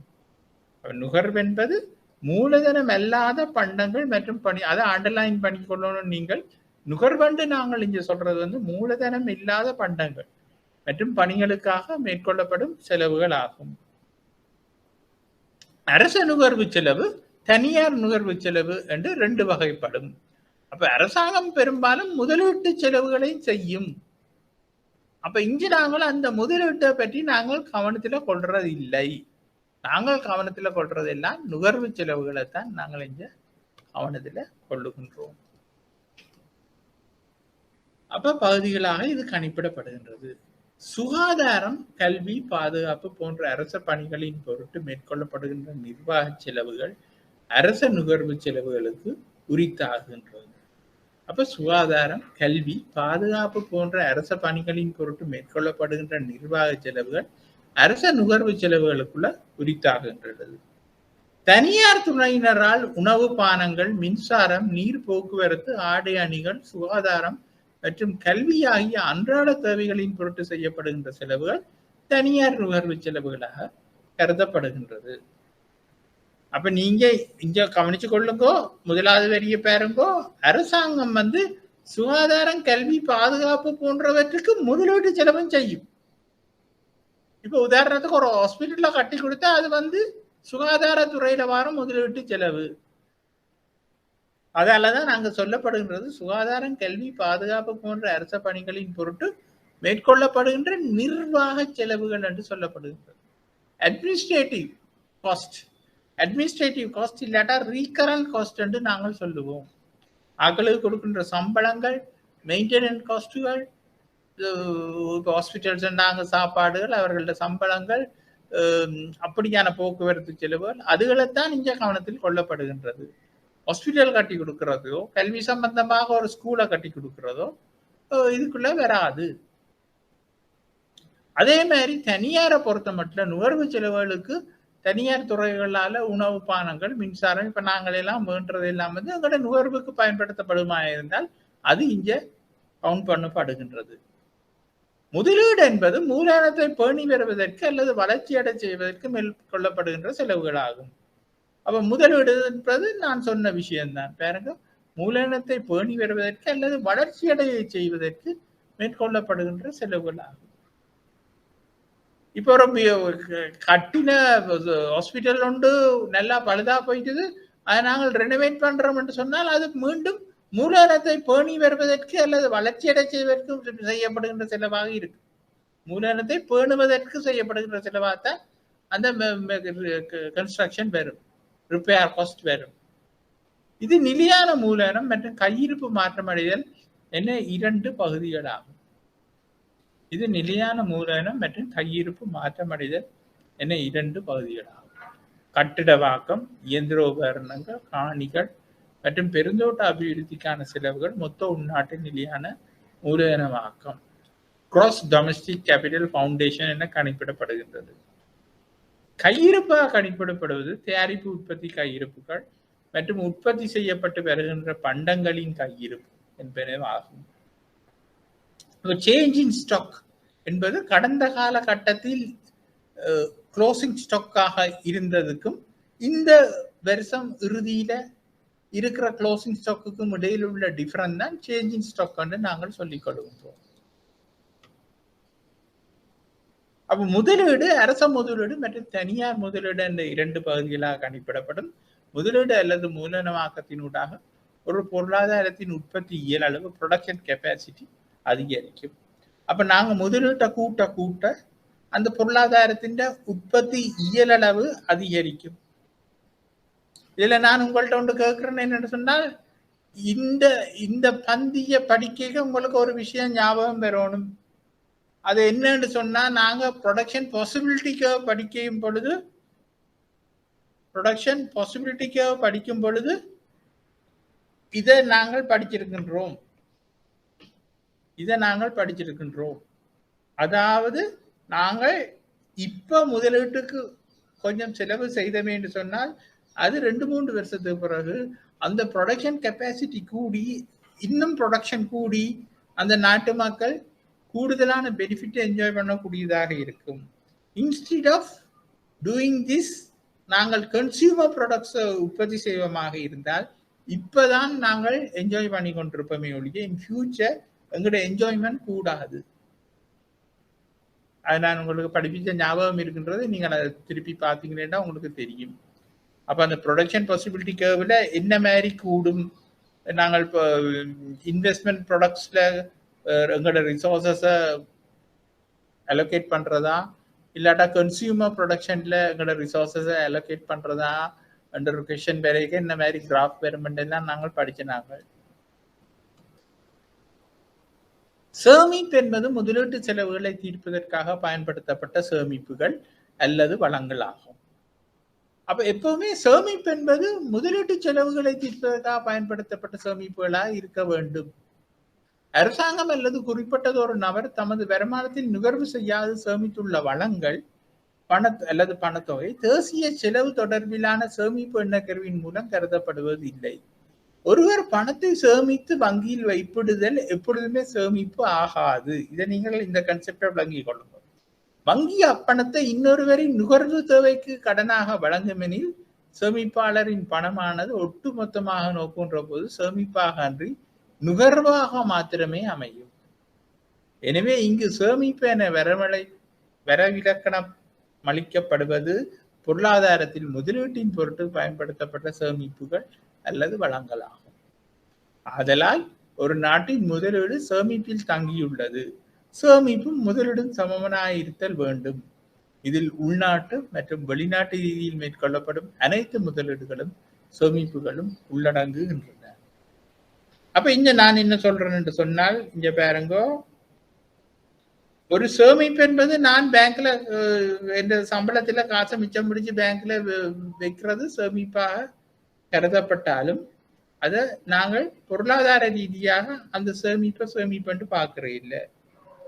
அதே சமயம் நான் உங்களுக்கு முதல் சொன்ன மாதிரி ஒருத்தருக்கு பர்சனல் லோன் நீங்கள் கொடுக்குறீங்களா, அந்த சேமிப்பை வச்சுக்கொண்டு உங்களோட பேங்க் பர்சனல் லோனை கொடுக்குது என்று சொன்னால் அதையும் நாங்கள் சேமிப்பாக எடுக்கிறோம். ஏனென்றா அதை நாங்கள் நுகர்வாகத்தான் எடுப்போம். ஏனென்றா அந்த பர்சனல் லோன் அவர் எடுத்துக்கொண்டு போய் நுகர்வு செய்வாராக இருப்பார் இருந்தால் அவர் அது முதலீடாக மாறாது.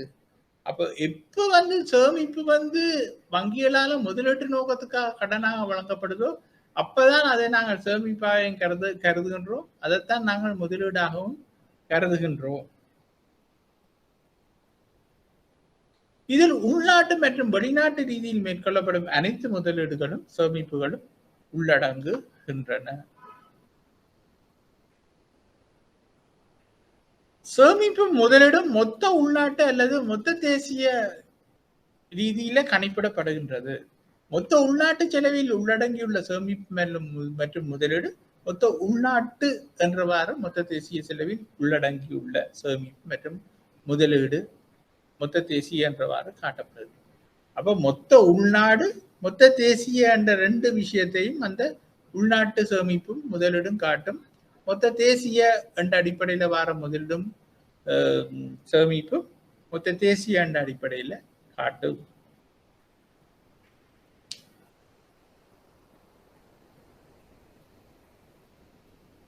தேசிய வருமான சமன்பாடு, நேஷனல் இன்கம் ஈக்குவாலிட்டி ஐடென்டிட்டி மற்றும் பொருளாதாரத்துறை சமநிலை. அப்ப இதைத்தான் நாங்கள் இப்ப படிச்சதை நாங்கள் இப்படி பார்க்க போகின்றோம். தேசிய வருமானத்திற்கான வரைவிலக்கணத்தின்படி ஒரு நாட்டின் மொத்த தேசிய அல்லது மொத்த தேசிய உற்பத்தியானது மொத்த உள்நாட்டு அல்லது மொத்த தேசிய உற்பத்தியானது அதன் மொத்த உள்நாட்டு அல்லது மொத்த தேசிய செலவுக்கு சமமாக இருக்கும். அப்ப இங்க Y என்பது இன்கம் பாருங்க. Y என்பது அந்த நாட்டினுடைய இன்கம், மொத்த தேசிய வருமானம். மொத்த தேசிய வருமானத்துக்குள்ள இல்லாட்ட மொத்த தேசிய உற்பத்திக்குள்ள என்னென்ன அடங்குது? C என்பது கன்சம்ஷன், தனியார் நுகர்வு. I என்பது இன்வெஸ்ட்மெண்ட், தனியார் முதலீடு. G என்பது அரசாங்க செலவினம். பிளஸ் X என்பது அந்த நாட்டுக்குரிய ஏற்றுமதி, மைனஸ் M என்பது அந்த நாட்டுக்குரிய இறக்குமதி. அப்ப இதுல இந்த X minus M within bracket போட்டுக்கொண்டா இன்னும் நல்லா இருக்கும். என்னண்டா எக்ஸ்ல இருந்து எம்ம கழிச்சு வர தேறிய ஏற்றுமதி வருமானம் தான். தேறிய ஏற்றுமதி வருமானம் திருவிழாது மைனஸ் ஆகியும் இருக்கலாம், இறக்குமதி கூடி மைனஸ் ஆகியும் இருக்கலாம். அப்படியான நிலைமையில நாங்கள் இதை within bracket X minus M என்று போட்டுக்கொண்ட வேண்டாம், அது வேறையா காட்டும். இதனை மொத்த உள்நாட்டு உற்பத்தி மற்றும் செலவு என்ற பொருளியல் கலந்துரையாடுகின்ற போது எக்ஸ் மற்றும் எம் ஆகிய வெளிநாட்டு காரணிகள் வருமானம் கொடுப்பனகள் இன்றி ஆராயப்படும். மேற்படி சமன்பாடானது பொருளியலில் தேசிய வருமான சமன்பாடு என்று பிரபல்யமாயுள்ளதோடு தேசிய பொருளாதார பகுப்பாய்வின் அடிப்படையாக எப்பவும் பயன்படுத்தப்படுகின்றது.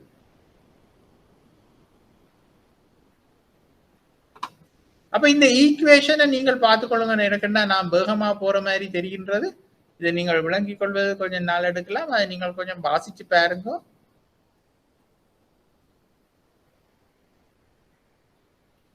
இந்த ஈக்குவேஷன்ல நாங்கள் சில அட்ஜஸ்ட்மெண்ட்களை நாங்கள் செய்ய போறோம்.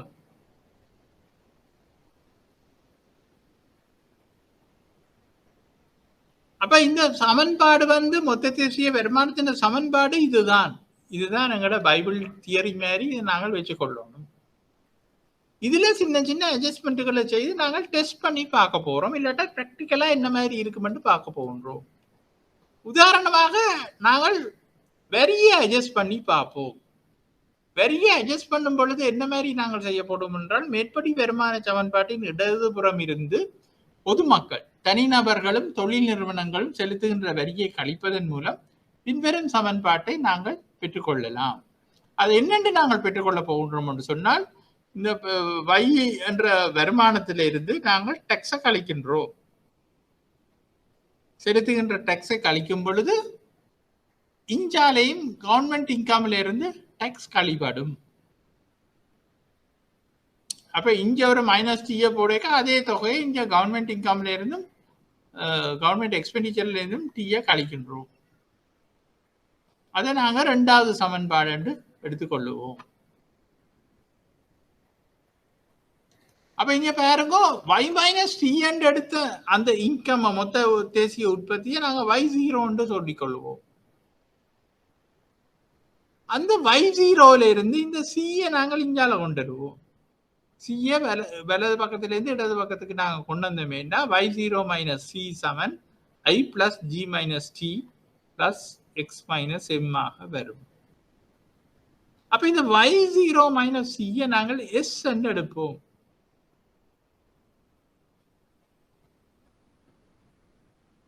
அதை நாங்கள் i plus g minus t plus x minus m என்று நாங்கள் போட்டுக்கொள்வோம்.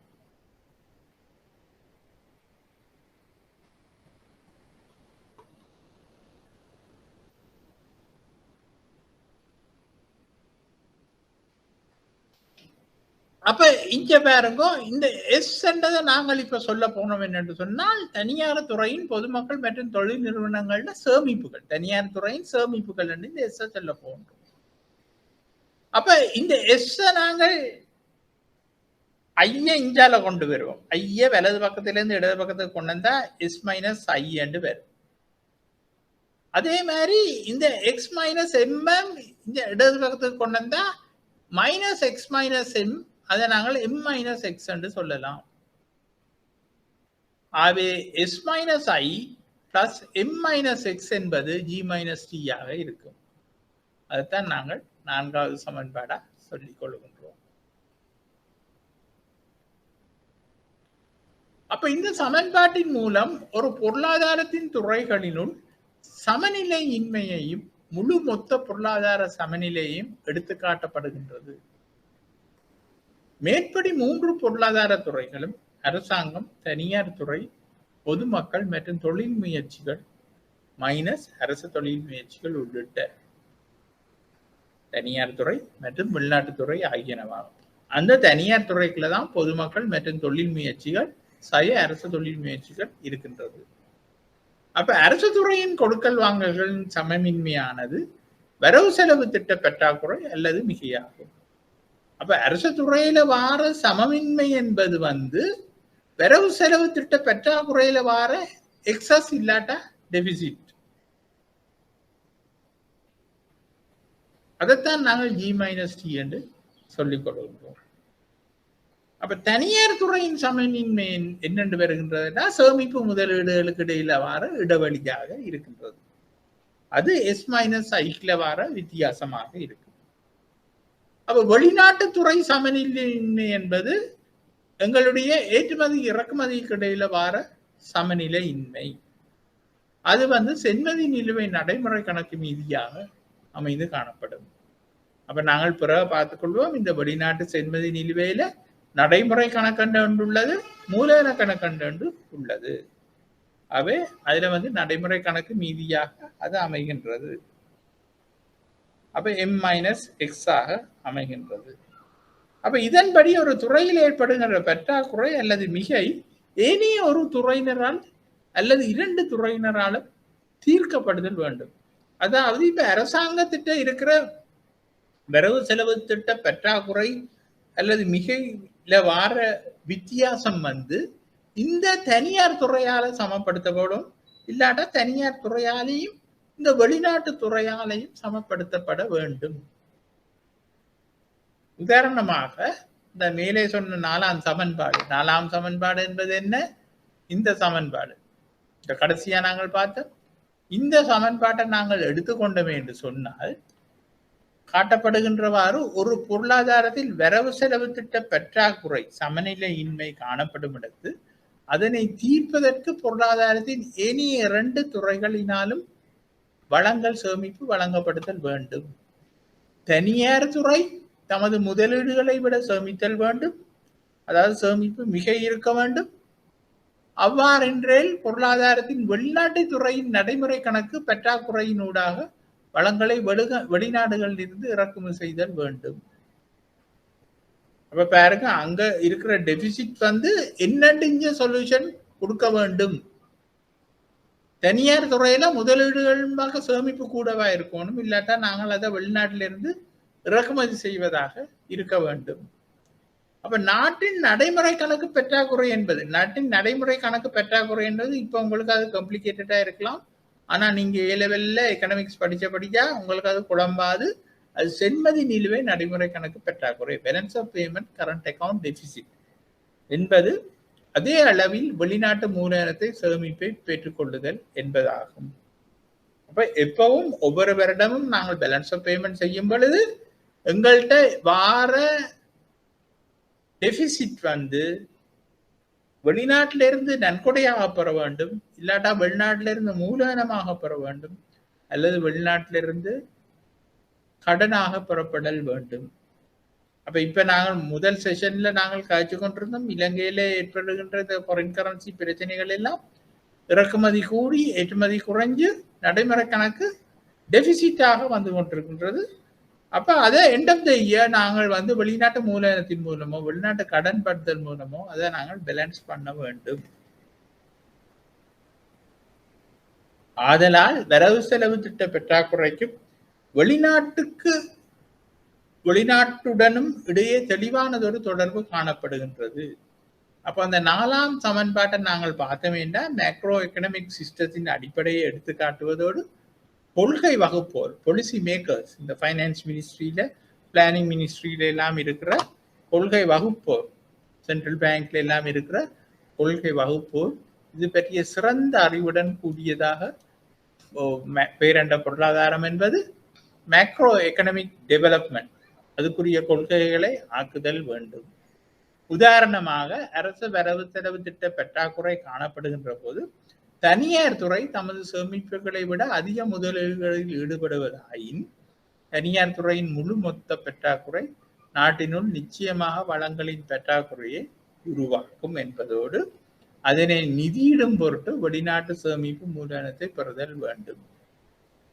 இத்தகையதொரு நாட்டில் வெளிநாட்டு கொடுக்கல் வாங்கல்களுக்கும் மூலதனத்துக்கும் வரையறைகளையும் கட்டுப்பாடுகளையும் விதித்தல் அல்லது நடைமுறை கணக்கின் மிகையின் பொருட்டு கொள்கை வகுப்பதற்கு முயற்சித்தல் வெற்றியளிக்காத கொள்கையாக அமையும்.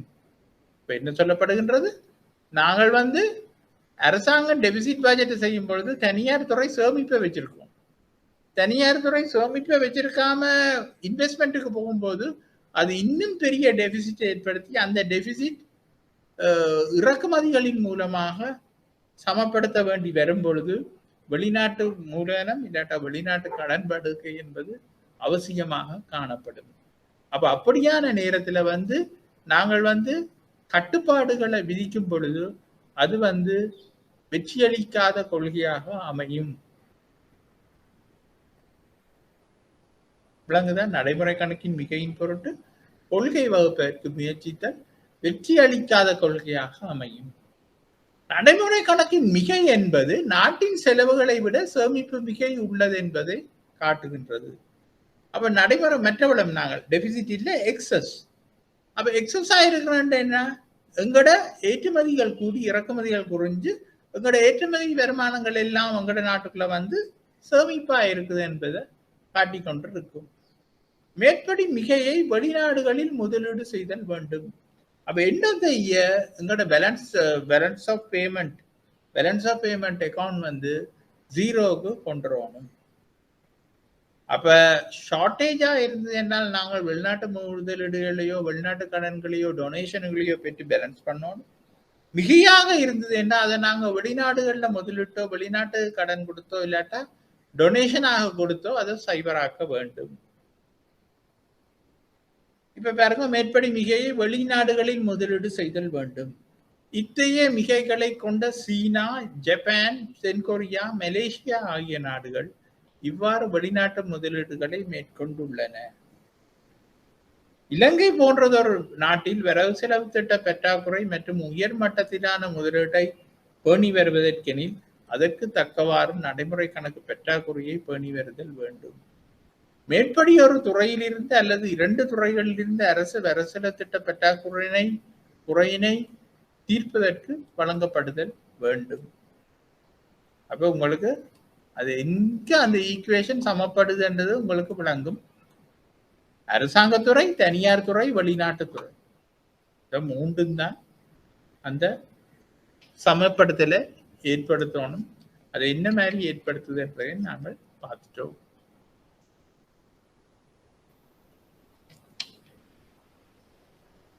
அப்ப அடிப்படை தேசிய வருமான சுட்டன். அப்ப நாங்கள் இவ்வளவு நேரம் என்னன்னு இதை கால்குலேட் பண்றதுன்ற பார்த்தோம். அந்த கால்குலேட் பண்றதை வச்சுக்கொண்டு நாங்கள் என்னத்தை அனலைஸ் பண்ணலாம் என்பதை நாங்கள் பார்த்தோம். அடுத்ததாக அடிப்படை தேசிய வருமான சுட்டன். அடிப்படை தேசிய வருமான சுட்டன் என்பது ஒரு நாட்டின் தேசிய வருமானம் பற்றிய கணிப்பீடுகள், அந்நாட்டின் பொதுமக்களுடைய பொருளாதார மட்டம் மற்றும் அதன் முன்னேற்றத்தை பற்றி அறிந்து கொள்வதற்கும் ஏனைய நாடுகளுடன் அதனை ஒப்பீடு செய்து பார்ப்பதற்குமே மேற்கொள்ளப்படுகின்றது. அப்ப பாருங்க, இதன் பெனிஃபிட் என்னன்னு பார்த்தா, ஒரு நாட்டின் தேசிய வருமானம் பற்றிய கணிப்பீடுகள், அந்நாட்டின் பொதுமக்களுடைய பொருளாதார மட்டம் மற்றும் அதன் முன்னேற்றத்தை பற்றி அறிந்து கொள்வதற்கும் ஏனைய நாடுகளுடன் அதை ஒப்பீட்டு செய்து பார்ப்பதற்குமே மேற்கொள்ளப்படுகின்றது. அப்ப இதுல நான் நிறைய ஒன்றும் உங்களுக்கு விளங்கப்படுத்த தேவையில்லை, உங்களுக்கு அது விளங்கும் என்று நான் நினைக்கின்றேன். அதே போன்று ஒரு நாட்டின் பொருளாதார கொள்கைகளின் பெறுபவர்கள் மற்றும் தாக்கங்களை பற்றிய கற்கைகளுக்கும் இது மிகவும் பயனுள்ளதாக அமையும். உற்பத்தி செலவு மற்றும் வருமானத்துடன் நாங்கள் தொடர்புடைய பல தரவுகள் இங்கு கணிப்பிடப்படுகின்ற போதிலும் பொருளியலாளர்கள் மற்றும் கொள்கை வகுப்போர் தமது பகுப்பாய்வுகளின் பொருட்டு பயன்படுத்துகின்ற அடிப்படை மதிப்பீடுகள் பலவற்றை காணலாம். அதாவது இதுகளை செய்யும் பொழுது பாலிசி மேக்கர்ஸ் இல்லாட்டா எக்கனமிஸ்ட் என்னென்ன விஷயங்களை இதன் மூலம் பெற்றுக்கொள்ளினோம் இல்லாட்டா என்னென்ன கால்குலேஷன்களை அவையில் செய்யணும் என்பதை நாங்கள் பார்த்து கொள்ள போகின்றோம். அப்போ ஒரு தேசிய வருமானத்தை கணிப்பிடுவதன் மூலம் நாங்கள் எடுத்துக்கொள்ளப்படுகின்ற விஷயங்கள் என்னென்ன என்று பார்த்தோமே இருந்தால் அவை இதுவையாகத்தான் இருக்கு. அதுல முதலாவது என்னன்னா பொருளாதார வளர்ச்சி வீதம். அப்ப இந்த பொருளாதார வளர்ச்சி வீதம் வந்து நாங்கள் ஒவ்வொரு முறையும் கதைக்கிறோமே, அது என்னன்னு நாங்கள் பார்ப்போம். அப்ப குறிப்பிட்ட ஒரு காலகட்டங்கள் 2க்கு இடையே, பொதுவாக 2 காலாண்டுகள் அல்லது 2 ஆண்டுகளுக்கு இடையே நிலையான காரணி விலைகளின்படி, அப்ப நாங்கள் அங்க 3 விஷயம் பார்த்தோம். ஒன்று சந்தை காரணி விலை, ஒன்று நிலையான காரணி விலை, மற்றது நிலையான சந்தை விலை.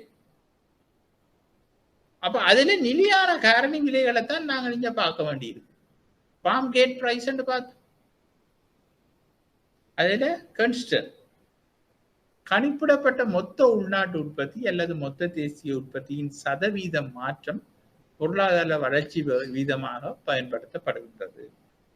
அப்ப நாங்கள் மேல பார்த்த எக்ஸாம்பிளின் படி நிலையான காரணி விலையின்படி மொத்த தேசிய உற்பத்தி 2019ஆம் ஆண்டில் 9.664 9,664 பில்லியன் இல்லாட்டா 9.6 ட்ரில்லியன். 2018 9,481 பில்லியன் அல்லது 9.48 ட்ரில்லியனாக காணப்படும் இடத்து 2019 ஆண்டின் பொருளாதார வளர்ச்சி வேகம் 2.3% என்றுதான் நாங்கள் எடுக்கின்றோம். அப்ப இந்த அதிகரிப்பின்ற வீதத்தை நாங்கள் பார்த்தோம் என்று சொன்னால் அது 2.3% அமைகின்றது. 2.3% அமைகின்றது. அப்ப உற்பத்தி பெறுமதிகள் மாற்றத்தின் மீது 2 காலகட்டங்களுக்கு இடையிலும் நடைபெறுகின்ற விலை மாற்றத்தினால் உருவாகின்ற தாக்கம் இங்கு நீக்கப்பட்டுள்ளது. அதைத்தான் நான் சொல்றேன், அந்த இன்ஃபிளேஷனை எடுத்துக்கணும். இன்ஃபிளேஷன் எடுத்தபடியாத்தான் நிலையான காரணி விலைகளின்படி என்று நாங்கள் அதை பார்க்கின்றோம். அப்ப நிலையான காரணி விலையில் பெறுமதி கணிப்பிடப்படுவதால் பொருளாதார வளர்ச்சி வீதத்தின் மூலம் முழு மொத்த பண்டங்கள் மற்றும் பணிகள் உற்பத்தி தொகையின் சதவீத மாற்றமே காட்டப்படுகின்றது. அதெல்லாம் இது உண்மை வளர்ச்சி வீதம் எனவும் குறிப்பிடப்படுகின்றது. ரியல் growth ரேட் என்று நாங்கள் சொல்லுவோம். என்ன சின்ன ஜிடிபி ரியல் growth ரேட் 2.3% தான் 2019க்கு. அடுத்தது தலைக்குரிய வருமானம், பெர் கேபிட்டா இன்கம். தலைக்குரிய வருமானம் நடைமுறை சந்தை விலைக்கு அமைய மொத்த தேசிய உற்பத்தியை பாருங்க. நடைமுறை சந்தை விலைக்கு அமைய மொத்த தேசிய உற்பத்தியை அல்லது மொத்த உள்நாட்டு உற்பத்தியை சனத்தொகையினால் வகுப்பதன் மூலம் இது மதிப்பிடப்படுகிறது. உதாரணமாக 2019 ஆண்டில் மொத்த தேசிய உற்பத்தி ரூபாய் நடைமுறை விலையில 9,889 பில்லியன் அல்லது 9.89 ட்ரில்லியனாக இருந்தது என்றால் அங்க சனத்தொகை 21,803 மில்லியன் 21.809 மில்லியன். சரியா? எங்கட நாட்டின் சனத்தொகை 21 மில்லியனாக தான் இருக்கின்றது காணப்பட்டதோடு இதற்கிணங்க ஆண்டின் தலைக்குரிய வருமானம் 6,88,719 அல்லது யூஎஸ் டாலர். டூன்றது நான் அதை டைப் பண்ணும் பொழுது இங்கிலீஷ் லெட்டர் வராம தமிழ்லயே அடிபட்டுட்டது. யூஎஸ் டாலர் 3,852 ஆகும். இதன் மூலம் மொத்த தேசிய உற்பத்தி சனத்தொகைக்கு ஒப்பீட்டளவில் அறிவிக்கப்படுவதால் நாட்டின் வருமான மட்டம் மற்றும் காலத்துக்கேற்ப மாற்றம் பற்றி அறிந்து கொள்ள முடிகின்றது. அதே போன்று ஒரு நாட்டின் வருமான மட்டத்தை சர்வதேச ரீதியில் ஒப்பிடும் பொருட்டு தலைக்குரிய வருமானம் அமெரிக்க டாலர்களில் கணிப்பிடப்படுகின்றது. தலைக்குரிய வருமானத்தை டாலருக்கான செலாவணி வீதத்தால் அல்லது ஒரு டாலருக்கான ரூபாக்களால் வகுப்பதன் மூலம் இது கணிப்பிடப்படுகின்றது. இங்கு குறிப்பிட்ட காலகட்டத்திற்கான சராசரி செலாவணி வீதம் பயன்படுத்தப்படும். உதாரணமாக 2019 ஆண்டில் டாலருக்கான சராசரி செலாவணி வீதம் 178 ரூபாய் 78% காணப்பட்டதோடு தலைக்குரிய வருமானம் $3,741 ஆகும். தலைக்குரிய வருமானத்தை பயன்படுத்துகின்ற போது 2 முக்கிய பலவீனங்கள் காணப்படுகின்றன. அப்ப உங்களுக்கு இது விளங்குது நினைக்கிறேன். 2019 ஆண்டுக்கான சராசரி செலாவணி வீதத்தை கொண்டு 178 ரூபாய் 78% கொண்டு நாங்கள் 6,78,000 ஏதோ ஒன்று வந்தது இலங்கை ரூபாய்ல. மொத்த தலைக்குரிய வருமானம் 6,88,719 நாங்கள் பிரிக்கின்றோம். பிரிக்க 3,741 வருகின்றது.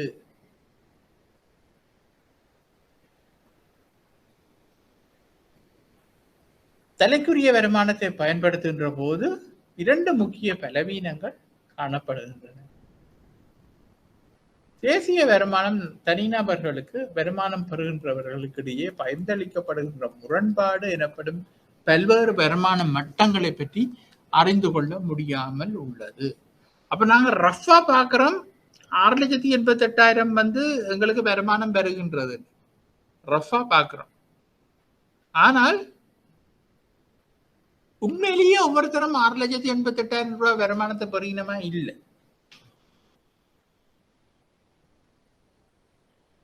சராசரியாக இருக்குன்றதுக்காக எனக்கு தெரியல, இப்பவும் அப்படியோ தெரியல, கிட்டத்தட்ட 80% வளங்களை நாட்டின சனத்தையில மேல்மட்டத்தில் உள்ள 20% ஆட்கள் தான் என்ஜாய் பண்ணி கொண்டிருக்கிறோம். மிச்சம் 20% மட்டத்தை கிட்டத்தட்ட 70-80% மக்கள் என்ஜாய் பண்ணினோம். அப்ப அந்த வருமான சமமின்மை, வருமான பங்கீடு சமமாக இல்லை. அதை எங்களால இங்க அறிந்து கொள்ள முடியாமல் இருக்கின்றது என்பதுதான் முக்கியம். தேசிய வருமானம் தனிநபர்களுக்கு வருமானம் பெறுகின்றவர்களிடையே பகிர்ந்தளிக்கப்படுகின்ற முரண்பாடு எனப்படும். பல்வேறு வருமான மட்டங்களை பற்றி அறிந்து கொள்ள முடியாது. தலைக்குரிய வருமானத்தை விட மிக அதிக வருமானம் பெறுகின்றவர்களும் அதே போன்று அதை விட குறைந்த வருமானம் பெறுகின்றவர்களும் இருப்பார்கள். மேலும் தேசிய வருமானத்தில் பெரும் பகுதியை வருமானம் பெறுகின்றவரில் சிறு தொகையினர் பெறுவதாக இருக்கலாம். உதாரணமாக மத்திய வங்கியின் 2003-4 ஆண்டு ஒரு கம்ப்ரிஹென்சிவ் ஆல் ஐலண்ட் சர்வே ஒன்று நடந்தது. சமூக பொருளாதார மதிப்பாய்வு, நுகர்வோர் நிதி மற்றும் சமூக பொருளாதார மதிப்பாய்வு, socio economic consumer finance and socio economic survey. அதன்படி 10% மொத்த வருமானத்தை அன்னளவாக 40% அனுபவிக்கின்றனர். 10% மொத்த வருமானத்தில் அன்னளவாக 40% பெற்றுள்ளனர். அதே போன்று குறைந்த வருமானம் பெறுகின்ற 10% மொத்த வருமானத்தில் 1% மாத்திரமே பெறுகின்றனர் என்றது அது ஒரு எவிடன்ஸாக இருக்கின்றது. நாங்கள் கெஸ் பண்ணி கேட்கிற கதை இல்லை. அந்த சர்வேயின் படி சொல்லுது என்னன்னா, 40% 10% ஆட்கள் என்ஜாய் பண்ணினோம். அதே மாதிரி குறைந்த வருமானம் பெறுகின்ற 10% ஆட்கள் மொத்த வருமானத்தில் ஒரே ஒரு வீதத்தான் பெற்றுள்ளனர் என்று சொல்லப்படுகின்றது. அதுக்கு பிறகு அந்த சரியான சர்வே அதுக்கு பிறகு என்ன விலகுறம் நடந்ததோ எனக்கு தெரியல. அடுத்தது தலைக்குரிய வருமானம் அதிகரித்து அல்லது குறைவடைந்து செல்லுகின்ற போது மக்களது கொள்வனவு சக்தி அல்லது வருமானத்தில் பண்டங்கள் மற்றும் பணிகளை கொள்வனவு செய்வதற்கு இயலுமை மாற்றமடை தொடர்பில் அறிந்து கொள்ள முடியாது. தலைக்குரிய வருமானம் அதிகரித்து அல்லது குறைவடைந்து செல்லுகின்ற போது மக்களது கொள்வனவு சக்தி அல்லது வருமானத்தில் பண்டங்கள் மற்றும் பணிகளை கொள்வனவு செய்வதற்கான கெப்பாசிட்டி, கேப்பபிலிட்டி எவ்வளவு தூரம் மாற்றம் அடைவதுன்றது என்பதை பற்றி அறிந்து கொள்ள முடியாமல் உள்ளது. நடைமுறை சந்தை விலையின்படி மொத்த தேசிய உற்பத்தியின் மூலம் தலைக்குரிய வருமானம் கணக்கிடப்படுவதால் உற்பத்தி தொகையில் அதிகரிப்பு இல்லாதிருப்பினும் பொருளாதாரத்தில் விலை மட்டம் அதிகரிப்பதன் காரணமாக தலைக்குரிய வருமானம் அதிகரிக்கலாம். அப்ப பாருங்க, நடைமுறை சந்தை விலையின்படி மொத்த தேசிய உற்பத்தியின் மூலம் தலைக்குரிய வருமானம் கணிப்பிடப்படுவதால் உற்பத்தி தொகையில் அதிகரிப்பு இல்லாதிருப்பினும் பொருளாதாரத்தில் விலை மட்டம் அதிகரிப்பதன் காரணமாக தலைக்குரிய வருமானம் அதிகரிக்கலாம். அப்ப இங்க பாருங்க, நாங்கள் இங்க 2 விஷயம் நாங்கள் பார்த்து கொண்டிருந்தோம். நாங்கள் பொருளாதார வளர்ச்சி வேகத்தை நாங்கள் பார்க்கும் பொழுது நீங்கள் இதை வாசிங்கன்னா தெரியும், நிலையான காரணி விலைகளின்படிதான் அந்த இதை நாங்கள் கணிப்பிடுகின்றோம். நிலையான காரணி விலைகள் என்பது கான்ஸ்டன்ட் பிரைஸ் என்பது அது இன்ஃப்ளேஷனுக்கு அட்ஜஸ்ட் பண்ணப்பட்டது. ஆனால் இங்கே நாங்கள் தலைக்குரிய வருமானம் கணிப்பிடப்படும் போது இங்கே இதுல நீங்கள் பார்த்தீங்கன்னா தெரியும், நடைமுறை விலைகள் வித்தவுட் அட்ஜஸ்டிங் ஃபார் இன்ஃப்ளேஷன் நாங்கள் அந்த பிரைஸ், அந்த ஆண்டுக்குரிய பிரைஸ்ல தான் மொத்த சனத்தொகையை பிரித்து நாங்கள் இந்த தலைக்குரிய வருமானத்தை பார்க்கின்றோம். அப்ப இதுல நாங்கள் சொல்லுகின்ற 2வது வீக்னஸ் என்னன்னு சொன்னா, எங்களோட ப்ரொடக்ஷன்ல இன்க்ரீஸ் இல்லாம பிரைஸ் லெவல்ல ஏற்படுகின்ற அதிகரிப்பு கூட எங்களுடைய பெர் கேபிட்டா இன்கம் அதிகரிப்பை காட்டும். ஆனால் அங்க ப்ரொடக்ஷன் அதிகரிச்சிருக்காது, விலை மட்டம் அதிகரிச்சிருக்கு. அதுதான் இதுல சொல்லினோம். நுகர்வோர் விலைச்சேர்க்கையின் மூலம் தலைக்குரிய வருமானம் மதிப்பிறக்கம் செய்யப்படுவதாயிருப்பின் இப்பலவீனத்தை நிவர்த்தி செய்யலாம். ஆயினும் நிலையான விலை கணிப்பிடப்படுவதற்கான ஆண்டு காலத்திற்கு காலம் மாற்றப்படுவதால் தலைக்குரிய வருமானம் தொடர்பான தொடர்ச்சியான தரவு பெற்றுக்கொள்ள முடியாது உள்ளது. அப்ப நான் முதல் சொன்ன மாதிரி பேஸ் இயர் வந்து மாறுபட்டு கொண்டு போகின்றபடியால 5 வருஷத்துக்கு ஒருக்கா மாறுபட்டு கொண்டு போகின்றபடியால எங்களால இது ஒரு தொடர்ச்சியான ஒரு ஒரு ஒரு டேட்டா பேஸ் ஒன்றை பார்க்க முடியாம இருக்கும். அதுல இன்னொன்று என்னன்னு சொன்னால் எங்களுடைய டாலருண்ட பிரைஸும் மாறிக்கொண்டிருக்கின்றது. டாலருண்ட பிரைஸும் மாறிக்கொண்டிருக்கின்றது. அப்ப அதனாலும் எங்களோட பெர் கேபிட்டா இன்கம் குறைய பார்க்கும். அப்ப எத்தனையோ ஃபேக்டர்ஸ் இங்க டிசைட் பண்ணுது எங்களோட பெர் கேபிட்டா இன்கம் சரியாக காட்டாமல்.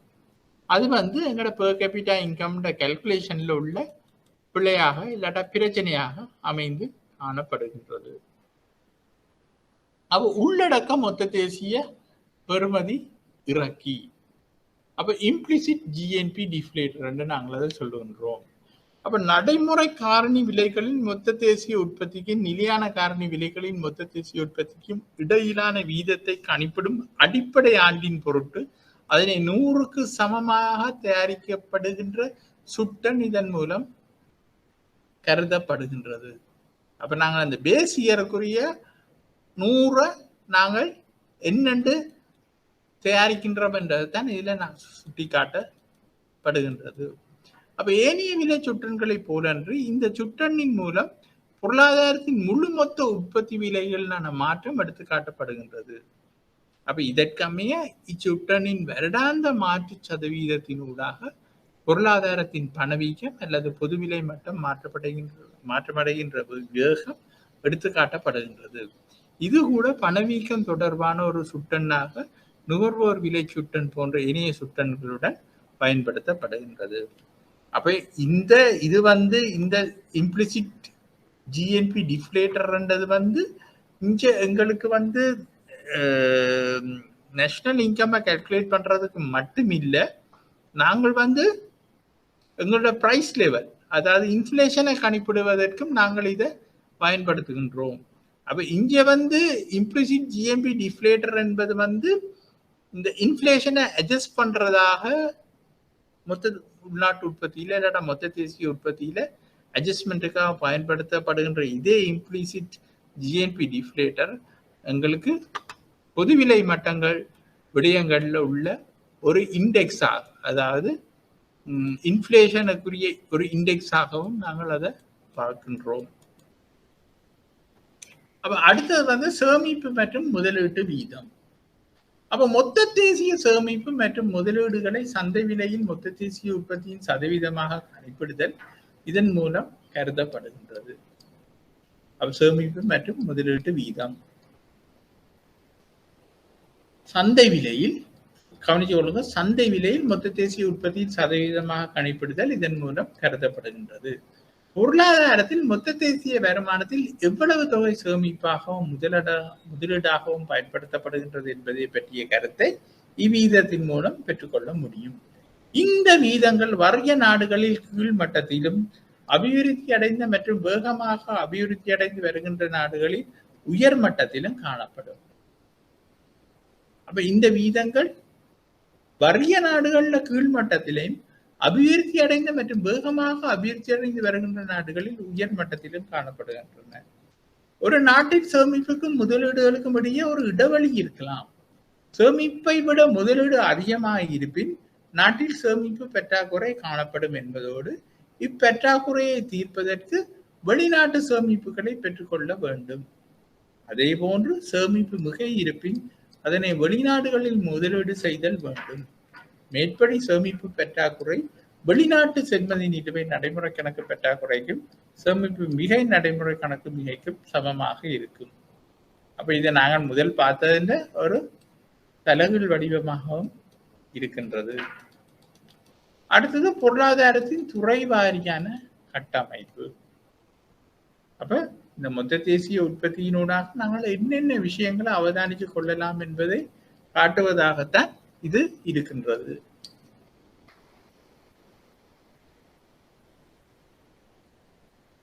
இதில் மொத்த தேசிய உற்பத்தியில் வேளாண்மை, கைத்தொழில் மற்றும் பணிகள் துறையின் பெறுமதி மொத்த தேசிய உற்பத்தியின் சதவீதமாக காட்டப்படுகின்றது. இதன் மூலம் இத்துறைகள் காலத்திற்கேற்ப பொருளாதார தொழிற்பாடுகளுக்கு இசைவாக மாற்றமடைகின்ற வீதத்தினூடாக பொருளாதார கட்டமைப்பின் மாற்றத்தை இனங்காணலாம். உதாரணத்துக்கு பாருங்க, மொத்த தேசிய உற்பத்தியில் வேளாண்மை, கைத்தொழில் மற்றும் பணிகள் துறையின் பெறுமதி மொத்த தேசிய உற்பத்தியின் சதவீதமாக காட்டப்படுகின்றது. இதன் மூலம் இத்துறைகள் காலத்திற்கேற்ப பொருளாதார தொழிற்பாடுகளுக்கு இசைவாக மாற்றமடைகின்ற விதத்தினூடாக பொருளாதார கட்டமைப்பில் மாற்றத்தை இனங்காணலாம். உதாரணமாக ஆரம்பத்தில் எங்கட நாடு சுதந்திரம் அடைந்த ஆரம்ப கால பகுதியில் இந்த வேளாண்மை என்பது பெரிய கண்ட்ரிபியூஷனா இருந்திருக்கும், 70-80% கண்ட்ரிபியூஷனா இருந்திருக்கும். கைத்தொழில் துறை சின்ன கண்ட்ரிபியூஷனாக இருந்திருக்கும். அதிலும் விட சின்ன கண்ட்ரிபியூஷனா பணிகள் என்பது சேவைகள் துறை, சர்வீஸ் செக்டர். ஆனா இன்றைக்கு பாத்தீங்கன்னா கிட்டத்தட்ட எல்லாம் ஈக்குவல் லெவலுக்கு வந்துட்டு. அப்ப இப்படியான எந்தெந்த செக்டர்களோட கண்ட்ரிபியூஷன் எங்கட மொத்த தேசிய உற்பத்தியில ஜிடிபிக்கு இருக்கின்றது என்பதை பார்ப்பதற்கும் இந்த கால்குலேஷன் எங்களுக்கு உதவுகின்றது. இப்ப நல்லா வளர்ச்சி அடைந்த நாடுகளை பொறுத்த மட்டும் இந்த அக்ரிகல்ச்சர் செக்டரோட ஆரம்பத்தில் அந்த நாடுகள்ல கூட இந்த அக்ரிகல்ச்சர் செக்டரோட கண்ட்ரிபியூஷன்ஸ் கூடவாக இருந்து 70-80% இருந்து அது அபிவிருத்தி அடைஞ்ச பிறகு அந்த அக்ரிகல்ச்சர் செக்டரோட கண்ட்ரிபியூஷன் நல்லா குறைவாக இருக்கும், 5%-10% தான் இருக்கு. இண்டஸ்ட்ரி சர்வீஸுகளோட கண்ட்ரிபியூஷன் தான் மிச்சம் 90% இருக்கும். அப்ப அந்த அளவு தூரத்துக்கு இலங்கைக்கு இன்னும் பெறவில்லை.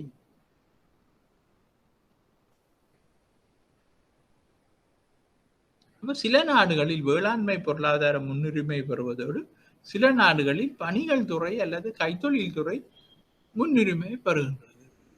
அநேகமான நாடுகளில் பொருளாதாரங்கள் பல வருடங்களாக அபிவிருத்தி அடைந்து வருகின்ற போது வேளாண்மையின் ஒப்பீட்டு ரீதியான பங்களிப்பு குறைவடைந்து கைத்தொழில் மற்றும் பணிகள் துறையின் பங்களிப்பு அதிகரித்துள்ளது. இதுதான் நான் உங்களுக்கு சொன்னேன். இப்ப வளர்ச்சி அடைஞ்சு கொண்டு போக போக இந்த அக்ரிகல்ச்சர் செக்டரோட கண்ட்ரிபியூஷன் குறைஞ்சு கொண்டு வரும். இண்டஸ்ட்ரீஸ் அண்ட் சர்வீஸ் செக்டரோட கண்ட்ரிபியூஷன் கூடிக்கொண்டு போகும். அநேகமான நாடுகள் பொருளாதார அபிவிருத்தியின் பொருட்டு கைத்தொழில் துறையை விரிவாக்குவதற்கு முயற்சிப்பதன் காரணமாக இக்கட்டமைப்பு ரீதியான பண்பு உருவாகியுள்ளது. பொருளாதார அபிவிருத்தியின் போது கைத்தொழில் மற்றும் பணிகள் துறையின் சதவீதம் அதிகரித்து வேளாண்மை துறையின் சதவீதம் குறைவடைவதன் மூலம் வேளாண்மை துறை முறிவடைவதாக அல்லது வீழ்ச்சி அடைவதாக கருதப்பட மாட்டாது. வேளாண்மை துறையின் வளர்ச்சி தொடர்ந்தும் காணப்படும் என்பதோடு அதன் உற்பத்தி அதிகரிக்கும். ஆதலால் மொத்த தேசிய உற்பத்தியின் வளர்ச்சிக்கு கைத்தொழில் மற்றும் பணிகள் துறையின் பங்களிப்பு அதிகரிப்பதன் காரணமாக வேளாண்மை துறையின் ஒப்பீட்டு ரீதியான பங்களிப்பு குறைவடைகின்றமை மட்டுமே இங்கு காட்டப்படுகின்றது. அப்ப அங்க என்ன சொல்லப்படுகின்றன்னு சொன்னால், இண்டஸ்ட்ரி செக்டரும் சர்வீஸ் செக்டரும் இன்க்ரீஸ் ஒரு மெசிவ் இன்க்ரீஸா இருக்கு. அக்ரிகல்ச்சர் செக்டரும் இன்க்ரீஸ் ஆகி கொண்டுதான் இருக்கும். ஆனா ஜிடிபி மொத்த தேசிய உற்பத்தியில அந்த அக்ரிகல்ச்சர் செக்டரின் கண்ட்ரிபியூஷன் பெர்சன்டேஜ் குறைவாக இருக்கு. அது ஒன் ஆஃப் த சைன் அந்த நாடு டெவலப்பிங் ஸ்டேஜில் இருந்து கொண்டு டெவலப் ஸ்டேஜுக்கு மாறுது என்றது காட்டுவதாக இருக்கு. கொள்வனவு விலைச்சமநிலை இல்லாட்டா தலைக்குரிய வருமானம், பர்ச்சேசிங் பவர் பேரிட்டி இல்லாட்டா பெர் கேபிட்டா இன்கம். அப்ப இரு நாடுகளின் வருமான மட்டத்தை ஒப்பிடும் பொருட்டு ஐக்கிய அமெரிக்காவின் நடைமுறை விலை மட்டத்திற்கு அமைய அந்தந்த நாடுகளின் வருமான எண் தொகையை மாற்றி மதிப்பீடு செய்யப்படுகின்றமை தலைக்குரிய வருமானம் என்று நாங்கள் சொல்கின்றோம். இரு நாடுகளின் வருமான மட்டத்தை ஒப்பிடும் பொருட்டு ஐக்கிய அமெரிக்காவின் நடைமுறை விலை மட்டத்திற்கு அமைய அந்தந்த நாடுகளின் வருமான எண் தொகை மாற்றி மதிப்பீடு செய்யப்படுகின்றமை தலைக்குரிய வருமானம் என்று நாங்கள் சொல்கின்றோம். அந்தந்த நாடுகளின் உள்நாட்டு விலைகளின் வருமானத்தை மதிப்பீடு செய்து அமெரிக்க டாலர் பெறுமதிக்கு மாற்றுவதன் மூலம் நாடுகளின் வருமான மட்டத்தை ஒப்பிடுதல் பொருத்தமாக இருக்காது. ஏனெனில் நாடுகளில் காணப்படுகின்ற விலை மாற்றங்களுக்கு அமைய வருமான எண் தொகைகள் மாற்றமடைவதன் காரணத்தினால் ஆகும். உதாரணமாக நாங்கள் பார்ப்போமாக இருந்தால் இலங்கையில் முடி திருத்துவதற்கு சராசரியாக 50 ரூபான்னு சொல்லிக் கொள்வோம். சரி, ஒரு கதைக்கு நாங்கள் சொல்லிக் கொள்வோம். இல்லாட்டா 500 ரூபான்னு சொல்ல முடி திருத்துவது 500 ரூபான்னு சொல்லிக் கொள்வோம். அமெரிக்காவில $10 காணப்படும் இடத்தில் இலங்கையில ஒரு பாபர் முடி திருத்துவதற்கான வருமானத்தை உற்பத்தி பெறுமதியை இலங்கை ரூபாவில் கணிப்பிட்டு டாலருக்கு மாற்றுகின்ற போது அது வந்து $0.45 இருக்கின்றது. அதாவது டாலரை நாங்கள் 112 ரூபா என்று எடுத்துக்கொண்ட வேண்டாம். ஒரு 4-5 வருஷத்துக்கு மேல் 112 ரூபாயில தான் இருந்தது. அது 50 ரூபா முடி திருத்துறது எல்லாம் ஒரு எக்ஸாம்பிள். 50 ரூபாய் எடுத்துக்கொண்ட வேண்டாம். அமெரிக்கால ஒரு முடி திருத்துறதுக்கு $0.45 தான் முடியுதுன்னு நாங்கள் கருதக்கூடாது.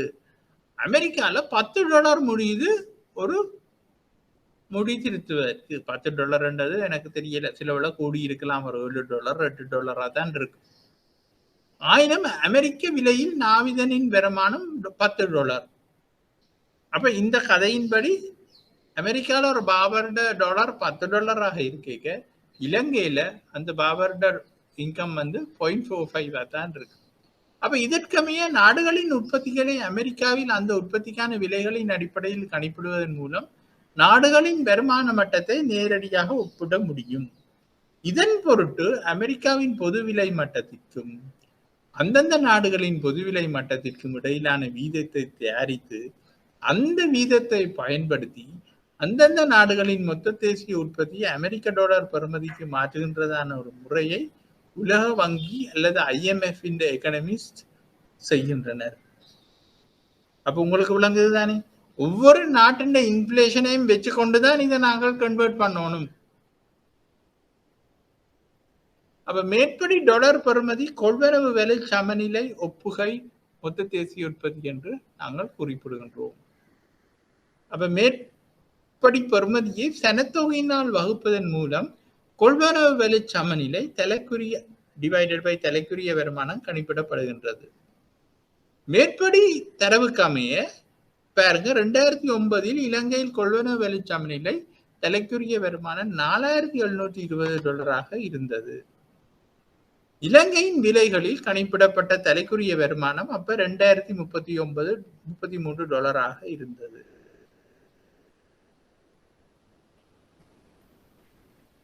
ஆதலால் இலங்கையின் உற்பத்தி வருமான மட்டம் சர்வதேச ரீதியில் உயர் மட்டத்தில் காணப்படுகின்றது.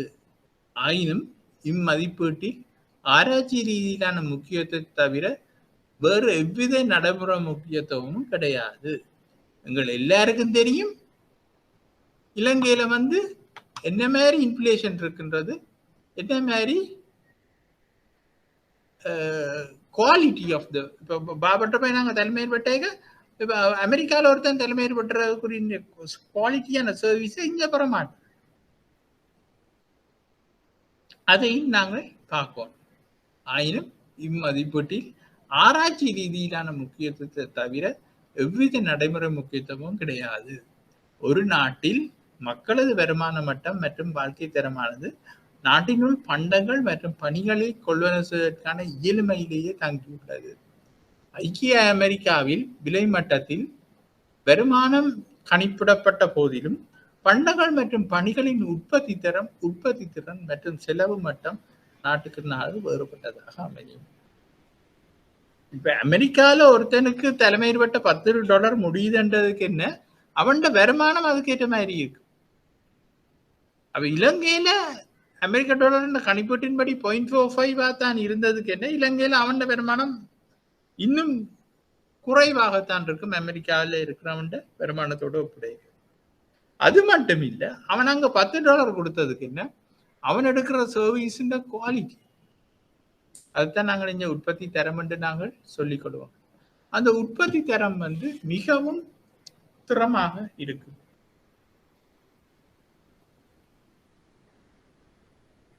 அப்ப இவை எல்லாவற்றையும் நாங்கள் இந்த தேசிய வருமான கணிப்பீட்டின் மூலம் நாங்கள் பெற்றுக்கொள்ளக்கூடியதாக இருக்கும்.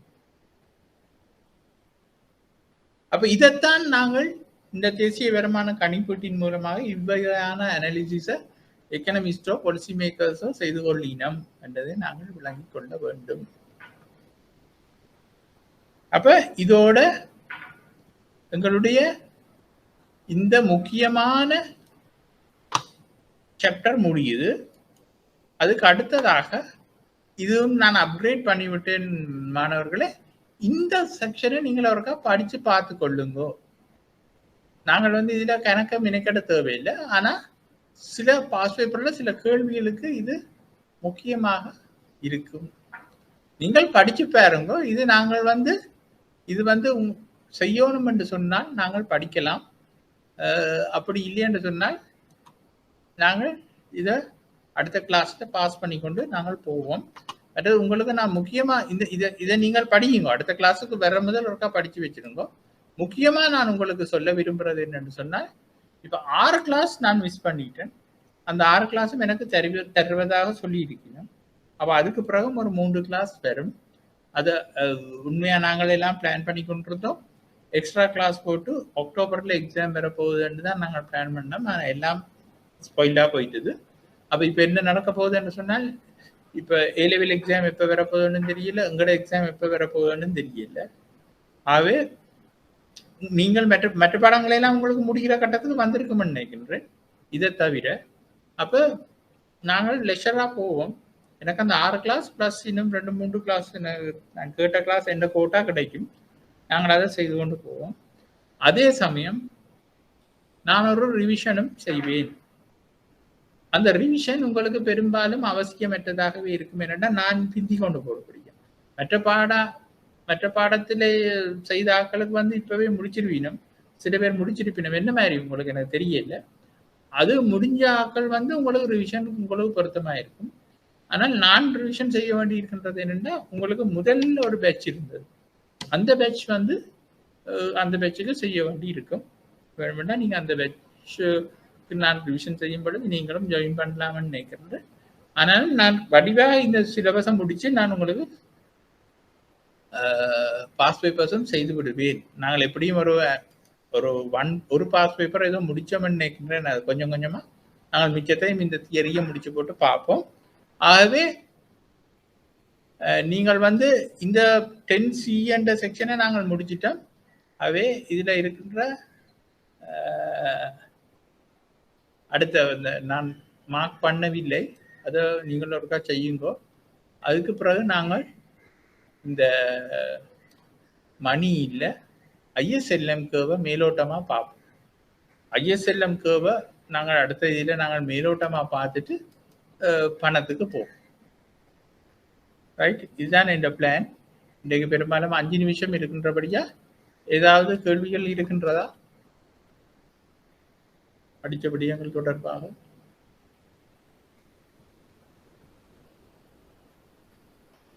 இல்லையா? நீங்கள் எல்லாம் வேலைக்கு போக துவங்கிட்டீங்களா? இல்லாட்டா இந்த லாக்டவுனுக்குள்ளே நீங்கள் வேலைக்கு போய்கொண்டுதான் இருந்தீங்களோ தெரியவில்லை. எதுக்கும் வடிவா படியுங்கள். உங்களுக்கு நல்லா எக்ஸாமுக்கு வடிவா டைம் கிடைக்கின்றது. வடிவா படியுங்கள். நாங்கள் அடுத்த சாட்டர்டே நாங்கள் மீட் பண்ணுவோம். அப்போ கேள்வி ஒன்றும் இல்லை என்ற அடிப்படையில் நாங்கள் அடுத்த சாட்டர்டே நாங்கள் மீட் பண்ணுவோம்.